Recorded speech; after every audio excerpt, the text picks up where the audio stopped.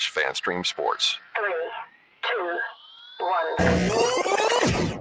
Let's start. Hello, sports fans. Welcome to FanStream Sports. Nothing but pure sports. This is the JP Show. JP, it's so good to hear you back on the air. Stand by. Now, here's JP.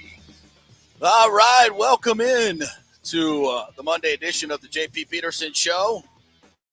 All week, we are not in Super Bowl, obviously, like we were last year, but that's okay. After that LA experience, I don't know if I can do another one, even if it's not in LA. After a gimmick weekend, we got so much to get to. My good friend Nick Geddes is back from his bachelor party soiree. You made it, man. I'm happy to see you here this morning. Hungover, tired. Look a little bloated there too. I'm a little bloated. Did you get a little Bud Light going this weekend? No, I had a little bit of an upgrade over there. Oh, you did? Yeah, Miller Lite. Oh, it tastes great. That's filling. Yeah, good for you. Yeah. Was it fun? It was very fun. I had a lot of fun, not a lot of sleep. As I told you, we're out till 3 o'clock on Friday night and Saturday night. In Charleston. Oh, sorry. In Charleston. Charleston. Otherwise known as Charlestown. I learned that on a tour. Really? I learned that on a tour. But we went on a history tour? Yeah, like a Good harbor for you. tour. Good Harbor for tour. you, We went to like yes. Fort Sumter, and then we came like around Fort where the bridge Sumter. was. Yeah. It was really cool, and you could drink on the boat too, which was nice. So it was cold though. It was very cold. Right. And what happened at Fort Sumter? That is a big part of American history. And did you know this before you went? Did you learn about this in school, or did you only learn it on this tour? I'm gonna be honest with you. I wasn't really listening to the tour. Really? I was not really listening to the tour, no. So you don't know the historical I significance used of to Fort be Sumter. a big history nut, Yeah. and I've completely lost all of it. So Civil I couldn't War, really tell you anymore. Whole nine. I couldn't tell you anymore. No. Okay. No. All right. Well, we won't do any history lessons this morning, but we will talk about the gimmick weekend that was for and the Lightning certainly were well invested in the All-Star game, and Eric Erlinson's going to join us at 11 o'clock to talk some hockey, and also Greg Wolf, who was the MC of all the festivities. If you have not checked out Greg Wolf's Instagram from this past weekend, the thing I love about my friend Greg and my coworker at the Lightning is he's the ultimate fan. Like, he's a fan. He's not like, I've been in broadcasting all my life. Greg is a terrific MC, obviously, because he does all these All-Star games and did the stadium series at Fenway Park, the outdoor game. He's the best in the business, especially when it comes to NHL. But he's also a fan. So when he takes you behind the scenes with his Instagram, he does it as a fan. And he gets every freaking selfie that he can get with these guys. Well, it's not a selfie, I guess, if you have guys in it, right? But he gets every picture and takes every picture like a fan. And it really immerses you in that. You know, I still have a bit of a jaded journalist feeling to me, which is sad. But he does it in such a, he really enjoys it as a fan, and he takes you through that experience. So we're going to have him on at 10:45 to talk about that whole NHL All-Star experience, which I watched a little bit of it. I watched a lot of the Lightning stuff, and that was cool. Of all the gimmick things that were going on this weekend, right? I think that was the best one. It was a lot better than we sat down at one point a little bit on Friday night, I think, was Thursday night when they had the Pro Bowl skills competition a little bit. Yeah.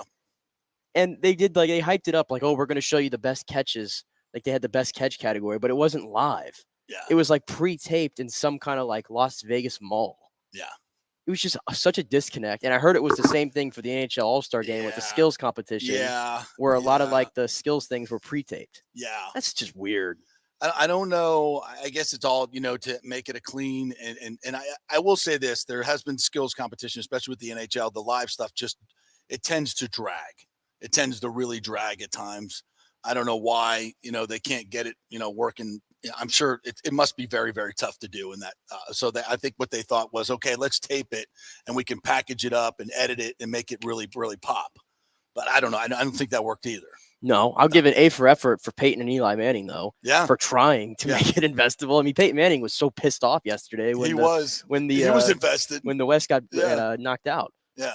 Yeah, he was jobbed. He wanted to win on a technicality. Can't have a running play. Well, okay, kneel down. It is what it is.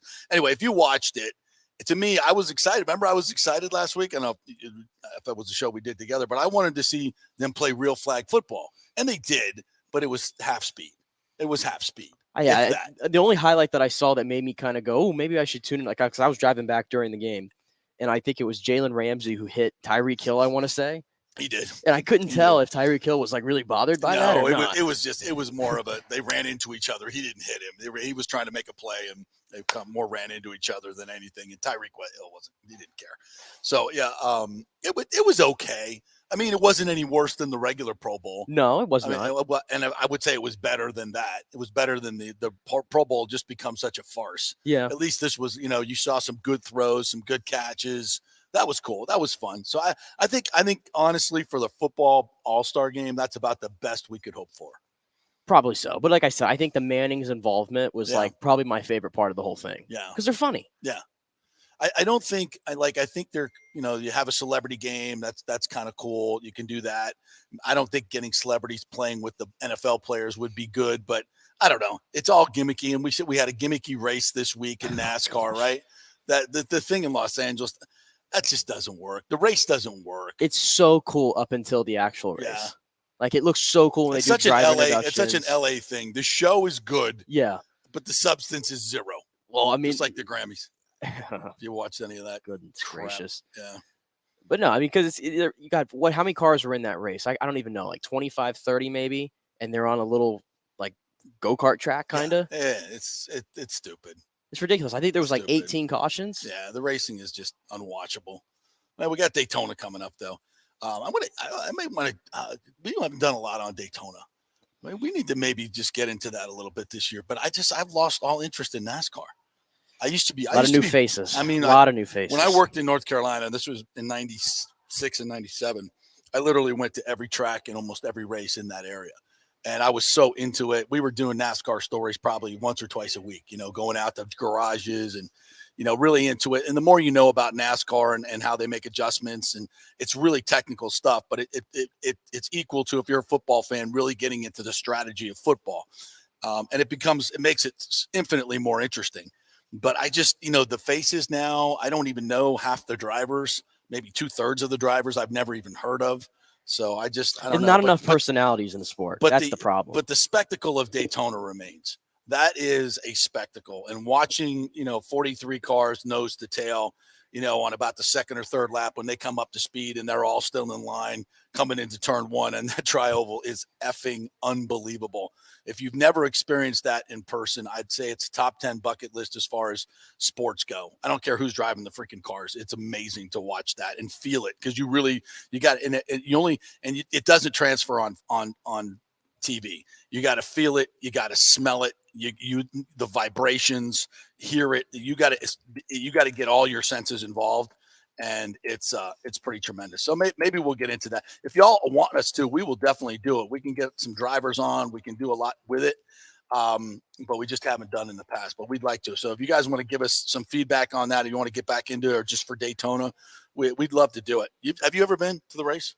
I have been to every race at Daytona except for the 500. Except for the 500. I've been to the Busch one, or whatever, the Xfinity it's called now. I've been to all the clashes. There used to be the Gatorade duels, if you recall. Yeah. I've been to everything except for the 500. Yeah, it's pretty cool. It's a pretty cool experience. All right, so let's get into some of the news of the day. This just broke. The Bucs are going to re-interview Dan Pitcher, quarterback's coach for the Bengals. He was previously interviewed, and that tells me that probably Todd Monken is unavailable. You weren't here on Friday, so I had a little exchange with a former NFL player over the weekend or last week about Todd Monken and the Bucs situation. And basically what we were telling you guys, that, Todd Monken is not coming to the Buccaneers unless Tom Brady was here. And when Tom Brady took himself out, obviously, to me, that was a sign that Monken wasn't going to come here unless the Glazers wanted to do something incredibly bold and make Monken the head coach and have him handpick his quarterback. And maybe that's Derek Carr. Maybe that's Baker Mayfield, who he had success with in Cleveland. That's, to me, the only way you get Monken. And my exchange was basically, and this is somebody who knows Todd Monken as well from his time here at Tampa Bay. Said Monken is smart with 3 exclamation points. Get along with Monken, tough guy, no nonsense, not very personable to many people, laughing emojis. I know he wants to get back to the pros, but not sure about him taking a job without quarterback trigger guy. Bowles has a lot to figure out with next year's team. To which I responded, agreed, not sure why he would want to come here. He's got options. I like guys like that. I hate the ass kissers. I think the Bucs should hire him as the head coach. Love Bowles as a man, but he's not a head coach, in my opinion. Doesn't have enough a-hole in him. Too nice of a guy. And he responded, true. And I do believe that. And I've said this much about Todd. I love him to death, and I think he's an amazing man. I just don't think he's a great head coach. And there's a lot that there's just too much evidence to suggest that he's not a great head coach. And I think you're hearing a lot more people talk about the lack of accountability that we saw on this team this year. And even that Brady thought things would be much better, it would be a much tighter ship. But what we realize is BA was the guy that held people accountable. He was the one. He was kind of the maybe I don't know if this is overstating it, kind of the father figure that you just didn't want to disappoint, kind of like a Tony Dungy. But of course Bruce would get after your ass, and he would also embarrass people in public. And embarrass is a wrong word. He would hold them accountable publicly. And Todd would never do that. He would never do that of a coach, of a player, anytime. Ask pointed questions about people. I think the Giovanni Bernard mistake was about as far as he would ever go, and that was as obvious as the nose on your face. So, and I just, for that reason, I think the Glazers should be looking for a head coach as well. But that's just me. And is it fair to Todd? We can debate that. He didn't get to hire a staff, but he was given, the greatest quarterback of all time. Not in his prime, clearly, but still a guy that had won, 13 games the year before and a Super Bowl the year before that. And obviously it was a much different situation. We could talk about all those things, but there have been other coaches that have been handed much worse hands than Todd Bowles was handed. Let's just be honest. That was a really good team. And it wasn't the Super Bowl team. I get that, but it just, the way this team played and the constant mistakes, even up to the end, told me, So the Bucs are going to hire an OC and Dan Pitcher, who's, I don't know. He may be the next great OC. I don't know a whole lot about the guy, to be honest with you. He's the quarterback coach for Joe Burrow. It's like the tennis coach for Serena Williams, I think, you got something really good to work with. Is it the coach or is it the player? I'm going to go with the player. So I don't, and that's not to disparage him, but I don't know how much of an impact this guy has had on who Joe Burrow is. He was pretty damn good in college, and obviously the head coach there is an offensive guy. So, we're getting a template for, something he knows how to get good football out of Joe Burrow, but is that something that is a coach is unlocking? I don't know.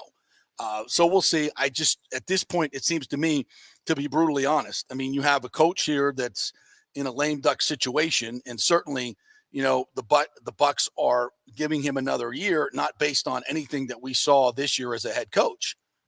I don't, as I said on Friday, I'm like, give me a bunch of reasons of things that you saw from Todd Bowles this year that tells you he's going to be a great head coach. Like, what is it that you saw? And of course, we're not behind the scenes, but from what we saw on the field, it just wasn't there. So you have a lame duck coach, and you're going to get an offensive coordinator who doesn't know who his quarterback is. So you're not going to get the best of the best. They are going to have other options. Like, obviously Todd Monken has had a second interview with the Ravens now, not a second interview with the Buccaneers. So the Bucs are in a bad situation right now. I don't know how they get out of it. And again, to me, a bold move of, giving Monken the head coaching job and the offensive, having him rebuild his offensive staff. And, you still got to hire offensive staff as well, receivers coach, running backs coach, right? So all that. Now, if Todd Monken comes in, you're like, okay, well, maybe they're giving him a bigger leash. He'll be around here longer. We can build something here. We're bringing in an experienced quarterback, whether it be Derek Carr or Baker Mayfield. Now there's some momentum there. Okay, crappy division, and those teams will get better, right? Those teams will get better, but still a very winnable division, which gets you a home playoff game.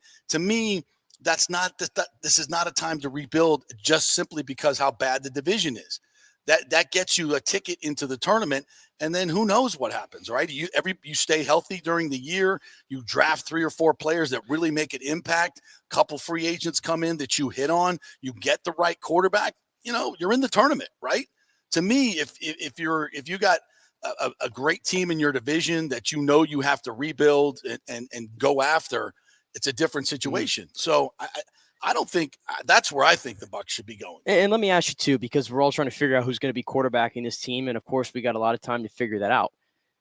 But I saw a report over this weekend that there was buzz at the Pro Bowl about Derek Carr and the Bucs. Yeah. And then I saw J.C. Allen put something out there that my gut feeling is what he said. I'm paraphrasing. My gut feeling tells me that Derek Carr will be a Buck by the end of the month. That's from J.C. Allen from Pewter Report. And and a lot of people saying, okay, well, he's out of the Bucs price range. Well, the Raiders, I mean, they're going to be forced to basically cut him by February 15th, likely.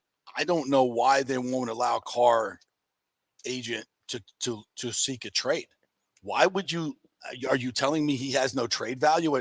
Well, with his contract, it's $40 million. These teams know that the Raiders they're not going to take on that $40 million because that's going to screw them up. So they could just wait for him to cut him, and then you can get him at your own price, probably way less than $40 million. But there's a lot of teams that need quarterbacks. There are. I'm just saying, and if you trade for him, you got to pick up the contract, but you got him. Yeah, my question there is it worth it for the Bucs? Because they're going to have to still restructure a lot of money to get Derek Carr in the building. It's kind of similar to the whole Brady thing, right? You bring Brady back, you bring the band back, you still have to restructure a lot of things. Would you do the same thing for a Derek Carr? I would. I think Derek Carr with this team as it's constituted with Mike Evans. And by the way, I was talking about trading Mike Evans. I thought his contract was all salary. Evidently, if you cut him, I didn't look at this close enough, so that's my bad. If you cut him, you're going to lose it. You got to take a cap charge. $15 million. So then you don't have Mike Evans and you're $15 million. You're paying him, so that's silly. No, don't trade Mike Evans. So I was wrong about that. Needed to do my homework on that, and I did not. So, yeah, you have Mike Evans. You have Godwin. You've got hopefully a healthy Russell Gage. Remember how hopeful we were about him and how everybody loved him and how productive he was. I think he's a good teammate. Just in talking to him, I think he's a good dude. I think he's a good culture guy. So I would have hope for him. I think Devin Tompkins is a guy that gives you speed and can play in this league. I'd like to see him use that. And you go draft the guy. You get maybe not in the first round because I'm more of an edge rusher first round. We got to get some pressure on the quarterback. But you still can draft the receiver down the road, and get a really, really good one in the second, third, fourth round. You don't know.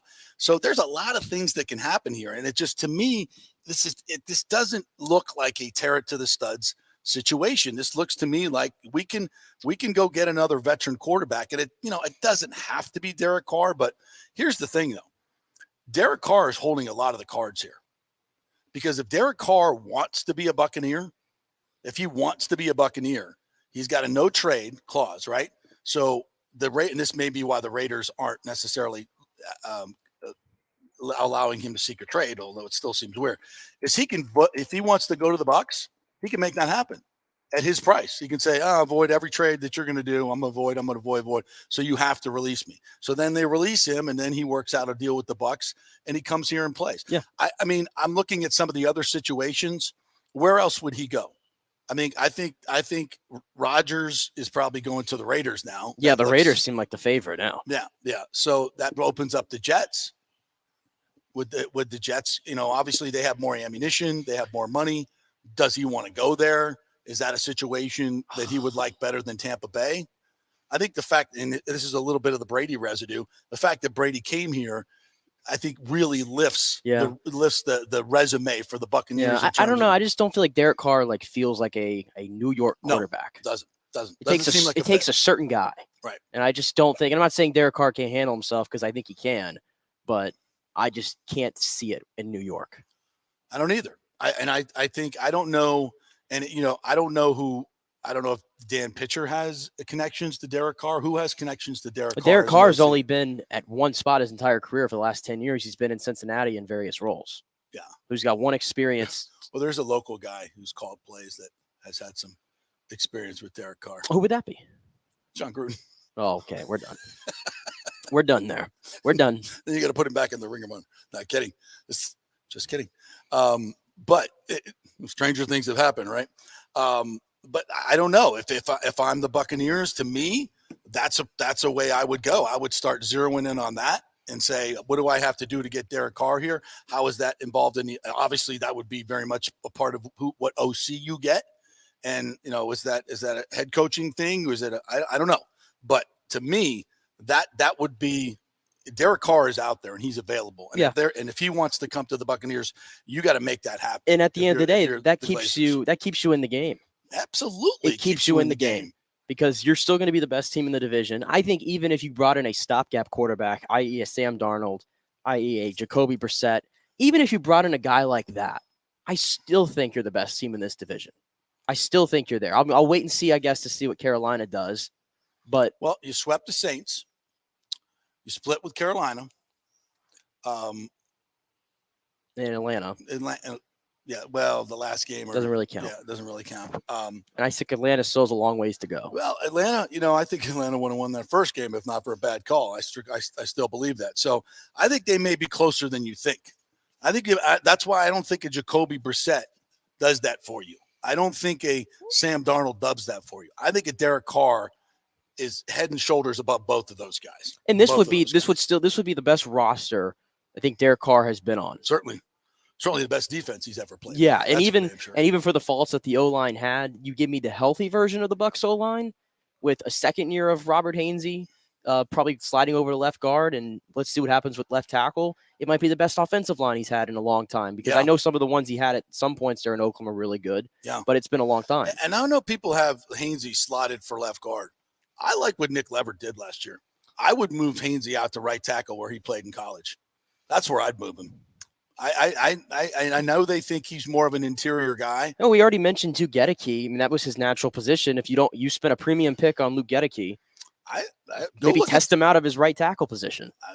Look at the tape. Nick Leverett improved this team dramatically. Yeah, and I still would have Aaron Stinnie in the mix pushing because I think that was Aaron Stinnie's job most likely if he doesn't get hurt. Well, we got competition. There's competition there, and you're probably going to draft a tackle as well. And this is all assuming you're cutting Donovan Smith. And I've heard a lot of different things about cap situations. I'm getting a lot of different, reads on this. I've heard if you get rid of him, it's a 9 million savings or 10 million savings. Then I saw today 15.2 million savings. I think it's 9 million. Yeah.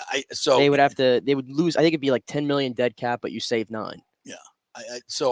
Anyway, it's significant. It's significant. So I think, no, I still believe I was listening to the Joe Bucks fan podcast, and I think our good friend Ira Kaufman is kind of a let's tear it down a mentality. And I get that. I kind of get that. But I just think if it wasn't for how bad this division is, how gettable this division is, I would think about tearing it down. No question about it. But I think you still, and here's the other thing from a business standpoint, and you got to remember this, the Glazers are business folks, right? They're business folks. They have promised a lot of their sponsors, a lot of these sponsorships were done for 5 years. These luxury box deals, premium box deals were for 5 years. It's my understanding, a lot of these. So you got a lot of, there's a lot of people that are involved in this in terms of big time money in your organization. And they're not going to take kindly to a complete teardown and, Kyle Trask and a bunch of, 7th round picks running around out there getting their ass kicked. And I don't think the Glazers nobody in the stadium and I think 1 o'clock games. That's not a thing. The Glazers, who also just went 13 years of owning a franchise without seeing one playoff game. Yeah. And now they've gotten a taste of it for 3 years. Mm-hmm. I mean, there's just no way they're going to opt for a rebuild. There's no way. And this is the other thing about the rebuild. And the other guys on the Joe Bucks fan, Steve and Lee, were kind of in this camp as well. That's what I told you as well. There's no guarantees on the rebuild, right? If you tear it down, because I'm gonna go get Caleb Williams. Well, there's no guarantee you're gonna get him. The league's gonna be doing that. Yeah, there's no guarantee you're gonna get Drake May. There's no guarantee you're gonna get any of these guys. So you're gonna take it in, in the shorts. And then what do you got? You're still searching. So if you can be relevant, and that's not fair to Mike Evans, it's not fair. Not that fair is part of this. I get it, but you want to keep guys involved. You want to keep them. Mike Evans has still got some good years left. Ryan Jensen's a badass. And listen, and I'm not. This is not a shot at Tom Brady, but let's see this offense work with a guy who can move in the pocket. And Derek Carr can move. He can move. He's not Lamar Jackson, I get it, but he can move, he can waggle, he can bootleg, he can throw on the run. He can do a lot of things that Tom Brady could not do, okay? And I think that's important in today's game. Pass rushes are too good. You're sitting in the same spot. We saw what that does to your running game and what it does to your passing game. And it's one of the reasons Tom Brady retired, to be quite honest. He knows that there aren't a lot of options with him back there. He can't take hits. Can't run, can't do any of those things. It's hard to run an offense like that, even with Tom Brady and his great arm. Which, by the way, I'll caution you before everybody goes look. Go look at Tom Brady's Twitter and his latest post. Jesus. If you want to see evidence for why Tom Brady did not want to get hit this year. Well, I didn't realize that this year was setting him up for his underwear modeling career. It's taken off. It really has. He's gone the Ronaldo route. He really has. This is what you do now. The dude is like rail thin. Rail thin. Yeah. It looks like zero body fat. Yeah. It doesn't look right. It doesn't. No. So I can tell the whole picture doesn't look right. When I see that photo, I'm like, okay, I see now why you didn't want to take any hits. Yeah. Well, you're standing at the podium. You look. I would guess right now. I mean, he played most of his career at like 225, 230, right? I'd guess right now he's about 205, maybe 195. He's thin. I mean, really, really thin. So anyway, now we're moving on. And as Jeremy Lowe said, and I agree with this, Gage should restructure and create $6 million in cap space per Pewter Report's Josh Capo. Absolutely, he should, but will he? That's his money. He ain't going to get another big contract. So. Yeah, but I mean, there's been a lot of guys come through here, even with this team was not good, and everybody has restructured, right? Yeah. If I haven't you can seen restructure anybody... it, and he's still going to get the same amount of guaranteed money. He'll do it. Well, he should do it if he's smart. But he's. I don't think he's leaving any money on the table here. Jordan says if coaches digress in year one, they tend to continue to digress. If they continue an upward trend from year one in a job, they tend to trend upwards. Usually year one is a writing on the wall. I agree with you 100%. Go back and I mean, there have been some teams outliers. Yeah, there's some outliers, but again, it's not even to me what your record was or whether you won a division or not. Watch the team play. Look at the circumstances of the team. Watch it play. The first game last year, when we were still kind of under the accountability of the old regime, right, was their best game. They destroyed the Dallas Cowboys. And as the season went on, the team got less accountable and less accountable and less accountable. And this is That's the weird not thing. The mark of a good head coach. And this is the weird thing, I guess. And I hate to keep bringing this stuff up, but I'm still asking myself so many questions. I need a deep dive into this season. We talked about on the outside looking in, the accountability that Bruce Arians brought. And then we find out, Tom Brady thought maybe Todd Bowles would have even more accountability. And he finds out that there's really no accountability. Like, to me, that's like the most telling thing is when the greatest player of all time miscalculates you as a head coach. He kind of went to, that's almost to me like he went to bat for you. Mm-hmm. It sounds like, and you didn't deliver. It's bottom line business. As a head coach, I mean, that's what we're saying. We've spent so much time picking apart whatever Brady's part of the offense and Leftwich, and rightfully so. But at the same time, the head coach can't get a pass for all this stuff. No, absolutely not. And y'all want to scapegoat Byron Leftwich. You can. But I'm sorry. The head coach has the ability to fire people anytime he wants. And he could have done it at the bye week, and he chose not to. And if you don't do that, and I would guess right now, if you had a private conversation with Todd Bowles, that would be his biggest regret. That would be his biggest regret. For whatever reason, he didn't do it, whether he was trying to stay loyal to BA, which I totally get, because you got your opportunity because of Bruce Arians, right? And now you're going to go fire a guy who he has really gone to bat for. I mean, that's a tough thing to do. I get it. I mean, that's gut-wrenching, right? And looking at it from that angle, remember the quote that he had in his final press conference was, I promise when you come back next year, you're going to see a new accountability from this team. It's almost like new culture and accountability. It's almost like him, like he looked at it and said, man, I really messed up this year. I didn't set the tone when I needed to. And maybe he thought that, with Brady being around, it was going to come from him. But I think as a head coach, it's got to come from you. Yeah. And if it wasn't for the 5-year stint in New York, I would be, let's see, that's my thing. We're almost 90 games into him here as a head coach of the National Football League. You've got a lot of sample size here. And I'm sorry, I hate to keep saying it. It's lame duck. Yeah. It's as lame duck as it gets right now. And if I'm the Buccaneers, I mean, just this OC search, coming back full circle here, this OC search is indicative of what you're doing again. It's again, you're middling it. You're middling it. And you gotta rip the Band-Aid off, man. This NFL it's a gut-wrenching, hard-ass business, and it has no room for feelings. Okay. And it doesn't. And if you're the owner of this team and you look at the way your team performed, and now you're trying to get an OC and you don't know who your quarterback is, and your coach is perceived as a lame duck, this is not the place to be. You got to do something bold. I mean, bold. And now again, could you bring in Derek Carr with an OC and Todd Bowles as the head coach? Do you have a good chance to win the division? Yes, you do. I still think you do. It's not just a Bucs thing, though, when you talk about being an attractive job because you don't have a quarterback. I mean, there's teams that still haven't filled head coaching positions around the league still. Right. I mean, the Colts are like going 4 weeks into this. They're going to like third round and fourth round of interviews.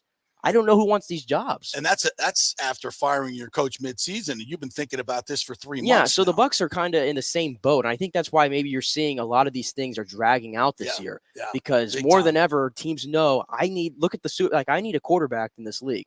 And all these teams that are open, they all got quarterback uncertainty questions. All of them. Yeah. And I think that's what's causing a lot of this to be so delayed right now.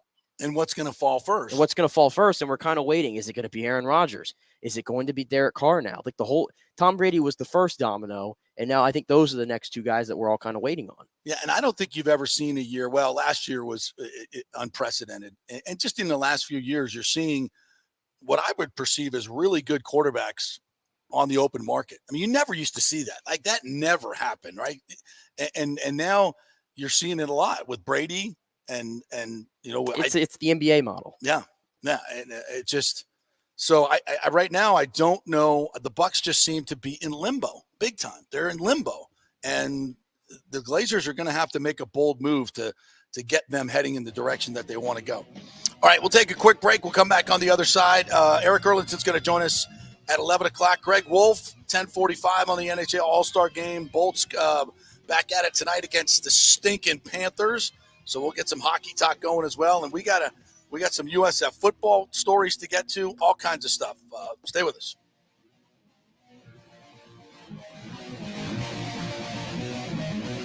JP here for the Jeeves Law Group. I've known Scott Jeeves for quite some time, and he's just like us, a huge college football fan. He loves his Gators.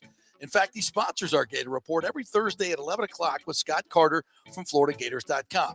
But he's not just another PI attorney.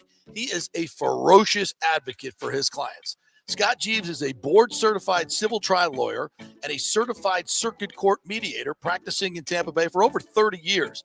He is an AV preeminent rated civil trial lawyer and certified circuit court mediator. Folks, these designations are not just given out. They're given only to the best trial attorneys. But more than anything, Scott takes these cases personally. I've heard it from his clients. He's a fighter you want on your side. Insurance companies hate it when they see you're represented by Jeeves. He's just different. 727-894-2929 or go to JeevesLawGroup.com. That's JEEVES lawgroup.com and tell them JP sent you.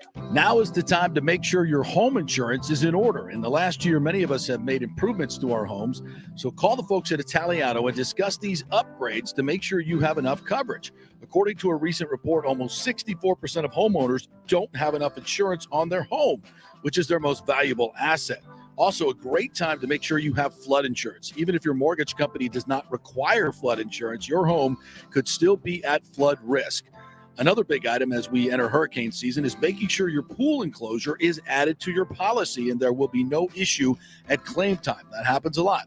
So call your friendly agent at Italiano Insurance to review your policies today. 813-877-7799 or ItalianoInsurance.com. Attention, if you are home shopping or looking for a refinance, and even if you already have the approval letter, you must call my man Scott Fitzgerald at American Mortgage Services. Scott has a brand new program available in the greater Tampa Bay area called the Community Advantage Loan Program. Get this, no money down, no mortgage insurance, no points, no origination fee, purchase or refinance, and loan amounts up to $647,000. Now, there are some application requirements. It must be a single-family home, 1 unit, primary residence, and have a minimum 640 credit score. The program only applies to certain neighborhoods, so you have to call to find out if you qualify. So call Scott Fitzgerald at 813-294-7595 or email him at scott@amstampa.com. Now, even if you don't qualify for that program, Scott will shop your loan around, get you the best rates, and won't charge you the huge upfront fees. And if you've had issues with your bank calling you back, Scott will return calls immediately or at least the same day. 813-294-7595 or email him, scott@amstampa.com. Scott Fitzgerald, MLS 386722, American Mortgage Services, 1000 North Ashley Drive, Suite 1020, Tampa, Florida. Hey, folks, it's still engagement season, and where better to get that special ring than the Gold and Diamond Source? The Gold and Diamond Source has the largest selection of engagement rings in the country, a literal jewelry super center with 30 times the inventory of any normal jeweler. You don't have to wait to spend any extra time waiting for them to bring something in.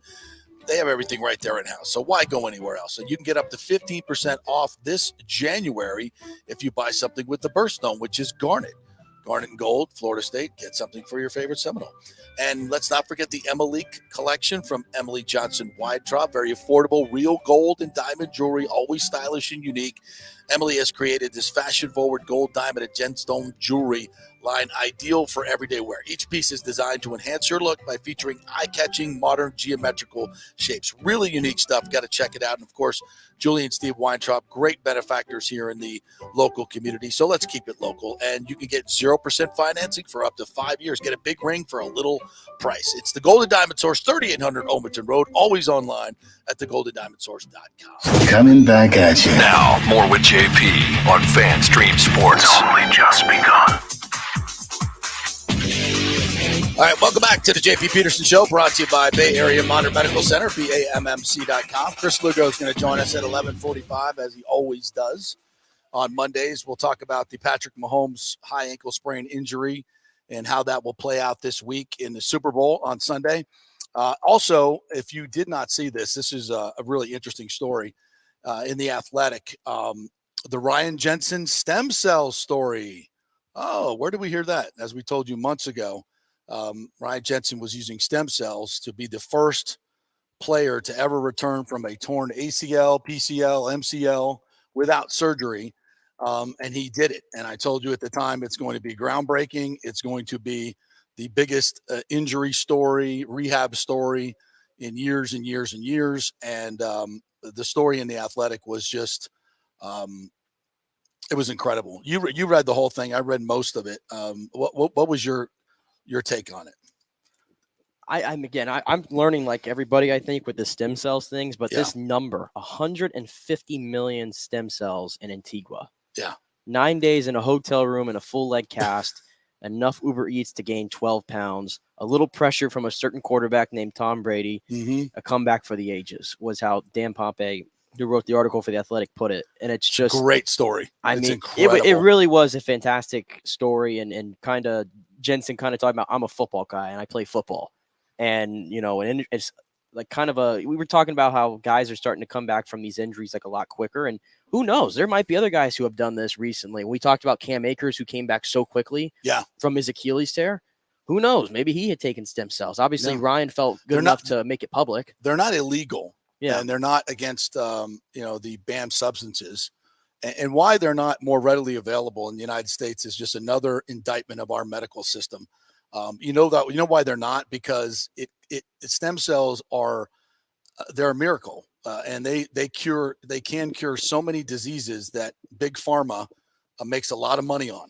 And as if you don't know by now, folks, big pharma runs our medical system, and they don't want stem cells around because, again, they will preclude, orthopedic surgeons. Watch out. There's a lot of money invested in orthopedic surgeons, folks, and hip replacements and knee replacements and all this stuff. And stem cells, I'm here to tell you, Dr. Locks did my knees 5 years ago, and I'm starting to get as he said, after 5 years, you got to retune it up. And the difference in my knees in the last 6 months, as opposed to the previous 5 years, I'm back to where I was, square one. And damn right, I'm going to get stem cells done again. Yeah, absolutely. And I really do think it's cool that he made it back. His goal the entire time was to get back for the playoffs, and he made it happen. When you talk about guys that you want on your football team, I mean, I think Ryan, if you look at this football team in particular, everybody that's left, I think Ryan Jensen's like number one, honestly. We talked about missing like that fight that he had in the park down there in the offensive line. And you read this stuff, everything that he went through to get back. That's exactly what the Bucs were missing. Yes. Was a player with that mentality. Yes. 100%. That story encapsulates it so much. Let me just read a couple of excerpts here. In the days after Jensen's injury, 5 doctors, to no one's surprise, recommended surgery. But McCartney, his agent, wasn't satisfied with what he was hearing. About a year earlier, McCartney had disc surgery to relieve numbness and weakness. Surgery didn't help, but a subsequent stem cell treatment did. Chad Prodromos, the Chicago area doctor who treated McCartney with stem cells, once worked for the Patriots and edited a textbook on the science and reconstructions of ACLs. Last year, after 38 years of surgery, he retired his scalpel to focus on regenerative medicine and stem cell treatment. Prodromos told McCartney he did not recommend surgery for Jensen because of the extent of his injuries. How about that? How about that? Quote, having been a knee surgeon, I know that when you try to fix all those structures at once, you can get tremendous amounts of scarring, a loss of motion, and the results are often not good, Prodromos says.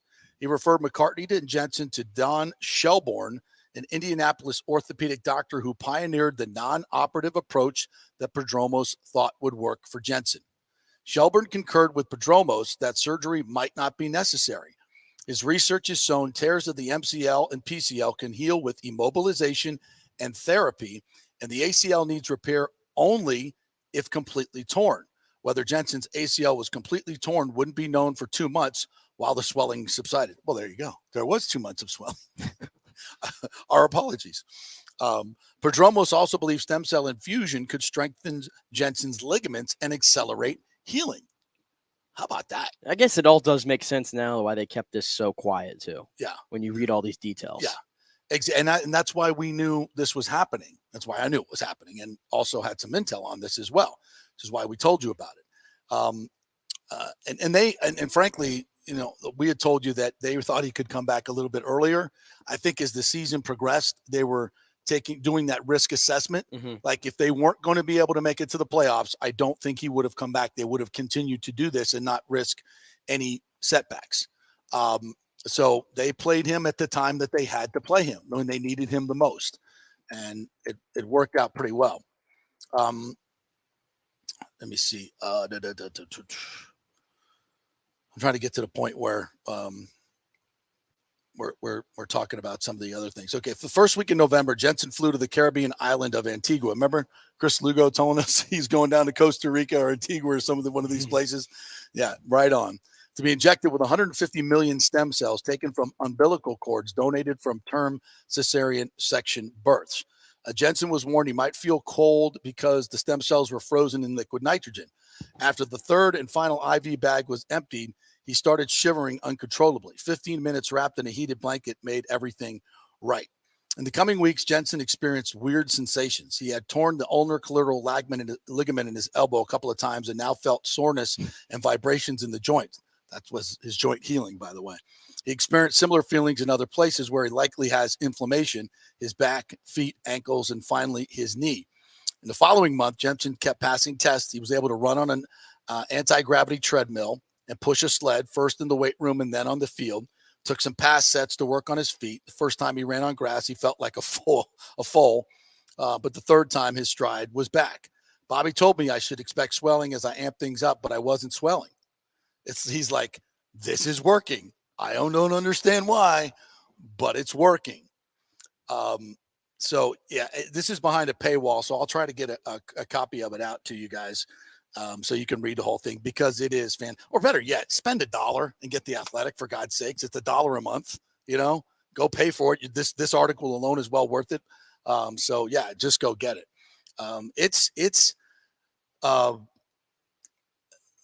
It's an incredible story.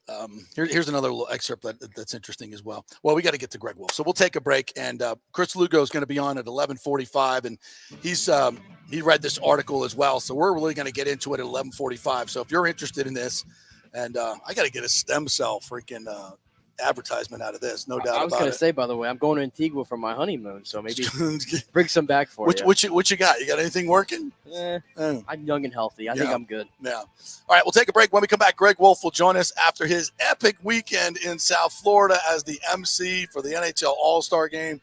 This is going to be a great, fun conversation. Stay with us. Quick break.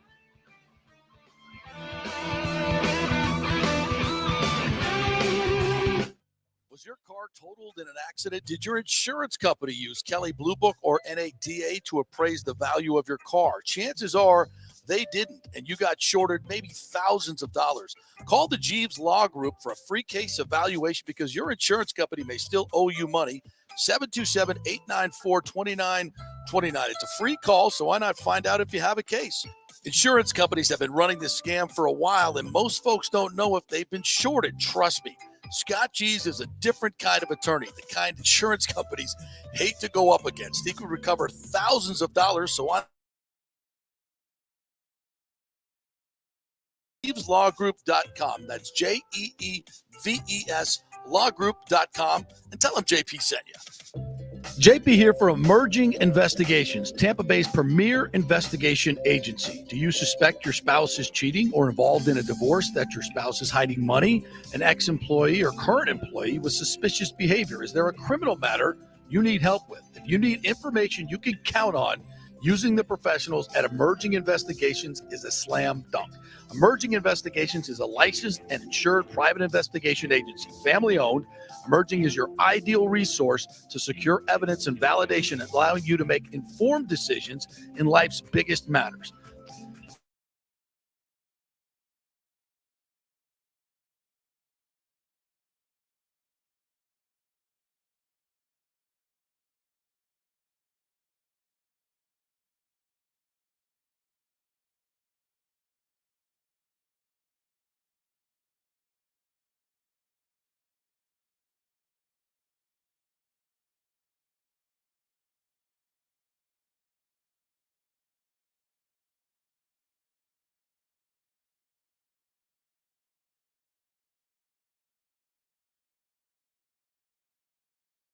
$291-FACT. That's 813-291-FACT-3228. Get results you can trust in life's biggest matters. Emerging Investigations. The PGA Tour's Valspar Championship returns this March 16th to the 19th with 4 days of golf action plus the host of fun activities that make it Tampa Bay's hottest spring sports ticket.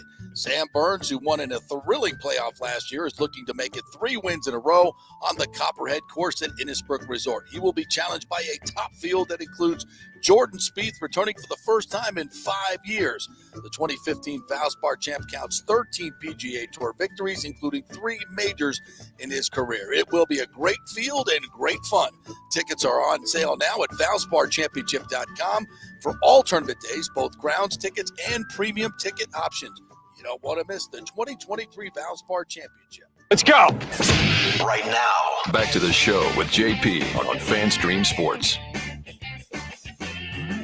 All right, welcome back to the JP Peterson Show, brought to you by the Jeeves Law Group, JEEVES lawgroup.com. Go there, contact them if your car has been totaled in an accident and you don't think you got a fair settlement, which you probably did not. They'll help you out. Find out if you have a case. You could get hundreds or thousands of dollars in return. You don't know. So give them a call. Tell them JP sent you. It's the Jeeves Law Group, JEEVES lawgroup.com. All right, I want to bring in my colleague and the Lightning Game Day MC and also the NHL MC for all big events, the great Greg Wolf, joining us here. What's up, Greg? How are you?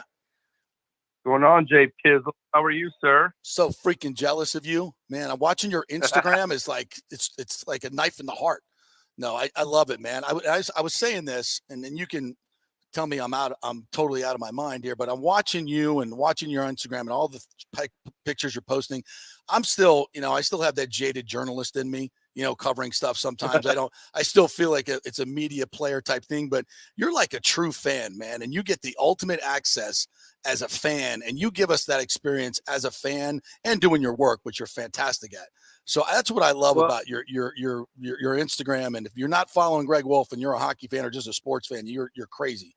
So am I right? I or agree. Am I wrong? JP, like you said, you have to be a fan first in this business, right? Mm-hmm. And I think that's probably one of the reasons why I've had success now as the host for the Lightning for the last 16 seasons, because I was always a fan first. And I think when I'm out there hosting or doing what I'm doing, I think it comes across as such to fans that this guy's not just, like you said, a media person, or he's out here to do interviews. He's one of us. And he's, equally as excited as we are to be out there right now with those players, whether it's our own team or, in the example of this weekend with 44 of the best hockey players in the world. So I try to always give fans that first person perspective of what is Wolf doing right now? Where is he at? What is he seeing?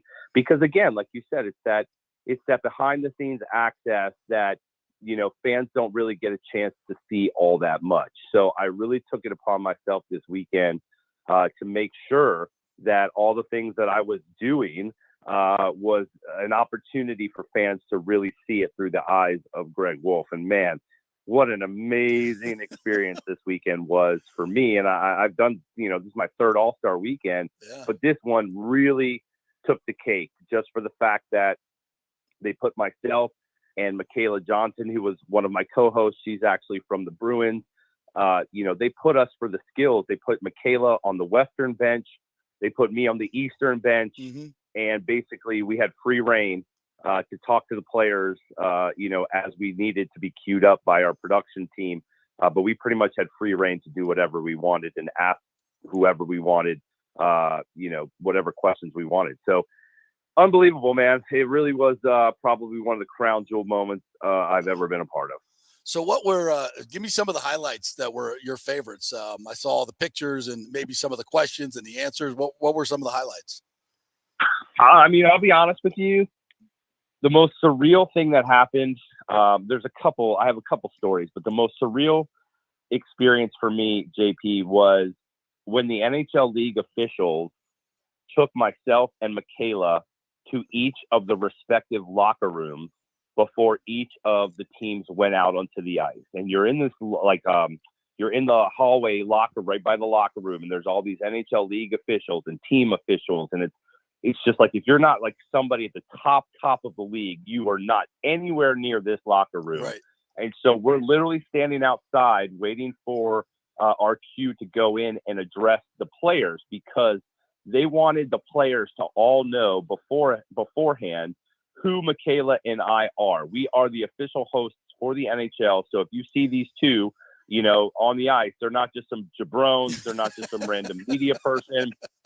They are with us. And so we're standing outside of the locker rooms, and the coach is addressing his team.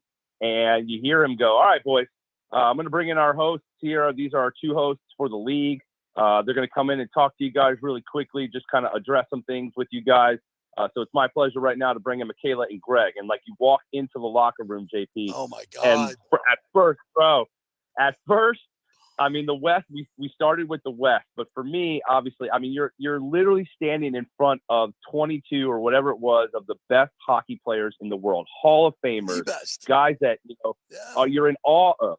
And they're all looking at us like we have their full attention. Like, when we were in the East, I'm glad Michaela started talking first, because I almost was, I don't want to say I'm starstruck, because I don't really get starstruck anymore. Right. But when you're looking around that room and you see Sidney Crosby, Alexander Ovechkin, Nikita Kucherov, Dylan Larkin, David Pastrnak, all these dudes are looking at you and you have their full attention.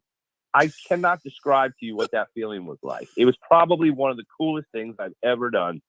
Even for, that 60 seconds, we got to talk to them and just tell them, "Hey guys, we're going to keep this fun. We're going to keep this light.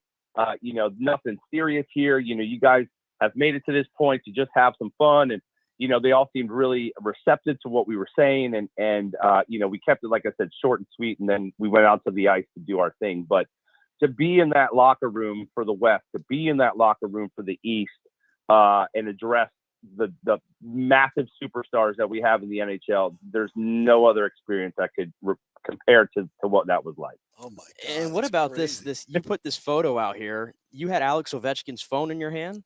It's from what I'm reading here, and you took a picture of all the Russian players. Yes. So this was another crazy ass story. So I'm, standing there on the ice. I'm behind the East bench, and I noticed that Ovi is corralling all the Russian players because he wants to get a picture with all the Russians together. And I guess Ovi didn't see that there was 500 camera people around the ice, but he wanted that on his phone. So I'm paying attention to like what's going on. He's got the phone. He's trying to corral the guys, and I see what he's doing. And I said, Alex, you want me to take a picture? He said, yes, thank you.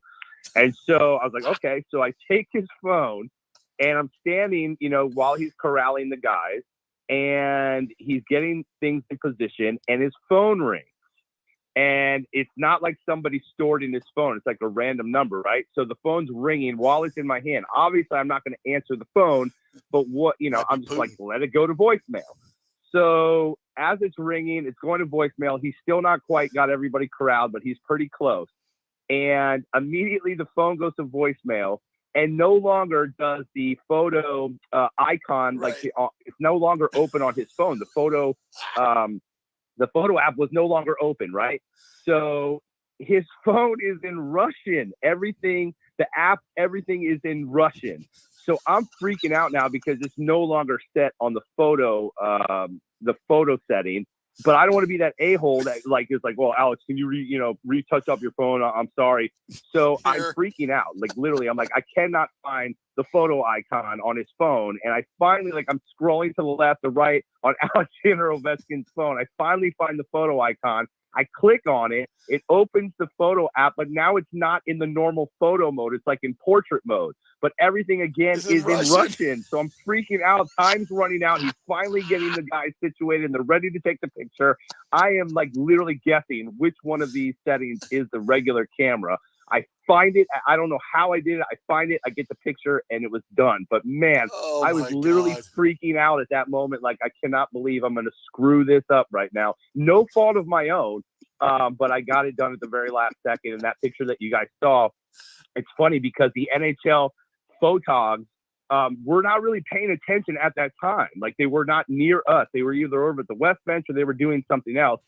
So the camera guy from the NHL finally sees what I'm doing with Alex's phone. I take the picture and I immediately give him the phone back and move out of the way. Then the NHL camera crews come behind me and they take the same picture. The picture that I posted, you can actually see me standing in the back to the left behind the guy. So that same photo is in Alex Ovechkin's phone. And then the one that the league put out and Vazzy retweeted is the same picture, but you can see me standing behind them. So, but man, that was a crazy, crazy moment because I was like, I can't be that guy that he hands me his phone to take a picture, and then I have to walk back to him to go back to your settings. I'm sorry, I hit the wrong button. Nope, not going to be that guy. But man, that was a very tense situation. And yes, everything in his phone is in Russian. Can you imagine if you hit that pictures icon and all the pictures come up? You're like, okay, alrighty then. Somebody told me one or of the fans was like, you should have sent yourself. One of the fans said you should have sent yourself a text on his phone so that you would. I was like, yeah, how was I going to find? I can't read anything in Russian. How was I going to find the text icon? And the alphabet would have been in Russian too. So good luck with that. Yeah, absolutely. Yeah. Oh my God, that is hilarious. It was crazy, man. But that was the story of the weekend for sure. That I almost messed that whole photo opportunity up. But nope, got it done, man. Got it done. And so how did our boys did great, obviously. Cooch got a couple of goals. The Atlantic wins it. They Vasi won both of the games. He got the win for both of the games. The stinking Panthers fans booed them unmercifully, which Vasi of course said he loved it. And I'm sure Cooch loved it too. So that was pretty cool. Give us a little update on how the weekend was for our guys. I mean, from what I could tell, both of them absolutely had a blast. I mean, it's really about the camaraderie for those guys to be able to just hang out with, obviously some of the other league's best. But I mean, for those guys, I mean, you saw all the different Russian players that were on the bench with them. And I really got to talk to a lot of them, Shesterkin and Sorokin and obviously Panarin and all the guys that were there. I think those guys, obviously, what a cool experience for them to be able to hang out with the Russian brothers, but to just really soak up all the different events and stuff they had throughout the weekend. I mean, Vazzy and Cooch were all smiles every time I saw them. They just really were having a really good time, and they've earned that. So, like you said, they played well in their respective games for the Atlantic, and they got the win, and now they get a nice little check, a nice little bonus of that $1 million money that they won. So who knows? They didn't have a chance to ask them what they were going to do with the money if they won, but I'm curious to know if they just put that in the bank, or are they going to buy a new car or go on a golf trip? I have no idea, but both of them showed out. I don't think Cooch got booed as much as Vazzy. I think because there were so many Lightning fans, and kudos to our fan base for really showing out and improving in South Florida. I mean, it's always a great event to see all the different fan bases from across the globe, but our Lightning fans traveled well. They always do. So I think when Cooch was being introduced for the game, you heard a lot of boos, but there was a lot of Cooches mixed in with that as well. Vazzy for sure was booed. But like you said, of course he's going to be booed. They don't forget. Neither do we forget. Of course. But Florida Panther fans are going to boo the best in the world. It's funny too, because I was going to interview Vazzy at one point. There was like nobody left on the Eastern bench for me to talk to. I literally had talked to almost everybody. Jack Hughes, Pasternak, Dylan Larkin. I literally talked to everybody. And so Vazzy was sitting on the bench on the ice, kind of like by himself. And so I went over and I was like, Vazzy, you want to chit chat real quick? And at first he was like, cool. But then he was like, is it going to go in the arena, or is this going like for TV? And I said, no, it's probably going to be for in arena. And he goes, I don't think that's a good idea. And I was like, you know what, Vazzy, I'm going to agree with you. I don't think it's a good idea, because as soon as they see me sitting with you, they're going to boo. Booing. So let's not do it. And he agreed, and we both did not do it. And I'm glad we didn't do it, because they would have just booed him the whole time. But he knows. I mean, he's smart. He knows what those fans are like. So, but yeah, that's a testament. That's just a testament to greatness. That's really all that is. Damn right. That's respect right there. All right, great stuff, my man. I'll see you this week at the arena. Tell everybody what you got. Third Leg Greg at Third Leg Greg. By the way, what's that about anyway?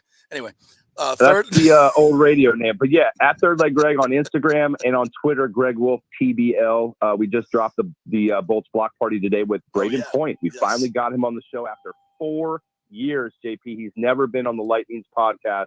And Pointer is on the show today. So definitely check that one out on Apple Podcasts. Yeah, great podcast. Really enjoying what you guys are doing. I can also hear it, I believe, on the Strike 102.5 HD2. Yes, sir. So, yeah, check that out. Great content. You're the best, my man. Congratulations. You did a hell of a job, and thanks for sharing it with us on your Instagram. It really took us behind the scenes. That was awesome stuff. Thanks, buddy. You got it, JP. See you tomorrow, bud. All right. The great Greg Wolf right there. So we'll transition to from the best MC to the best reporter in the Lightning game, and that's the great Eric Erlinson, who joins us now to talk a little bit more hockey. But I'll give you the floor for the NHL All-Star game, my man. You've covered a bunch of them. LightningInsider.com, by the way, must subscribe.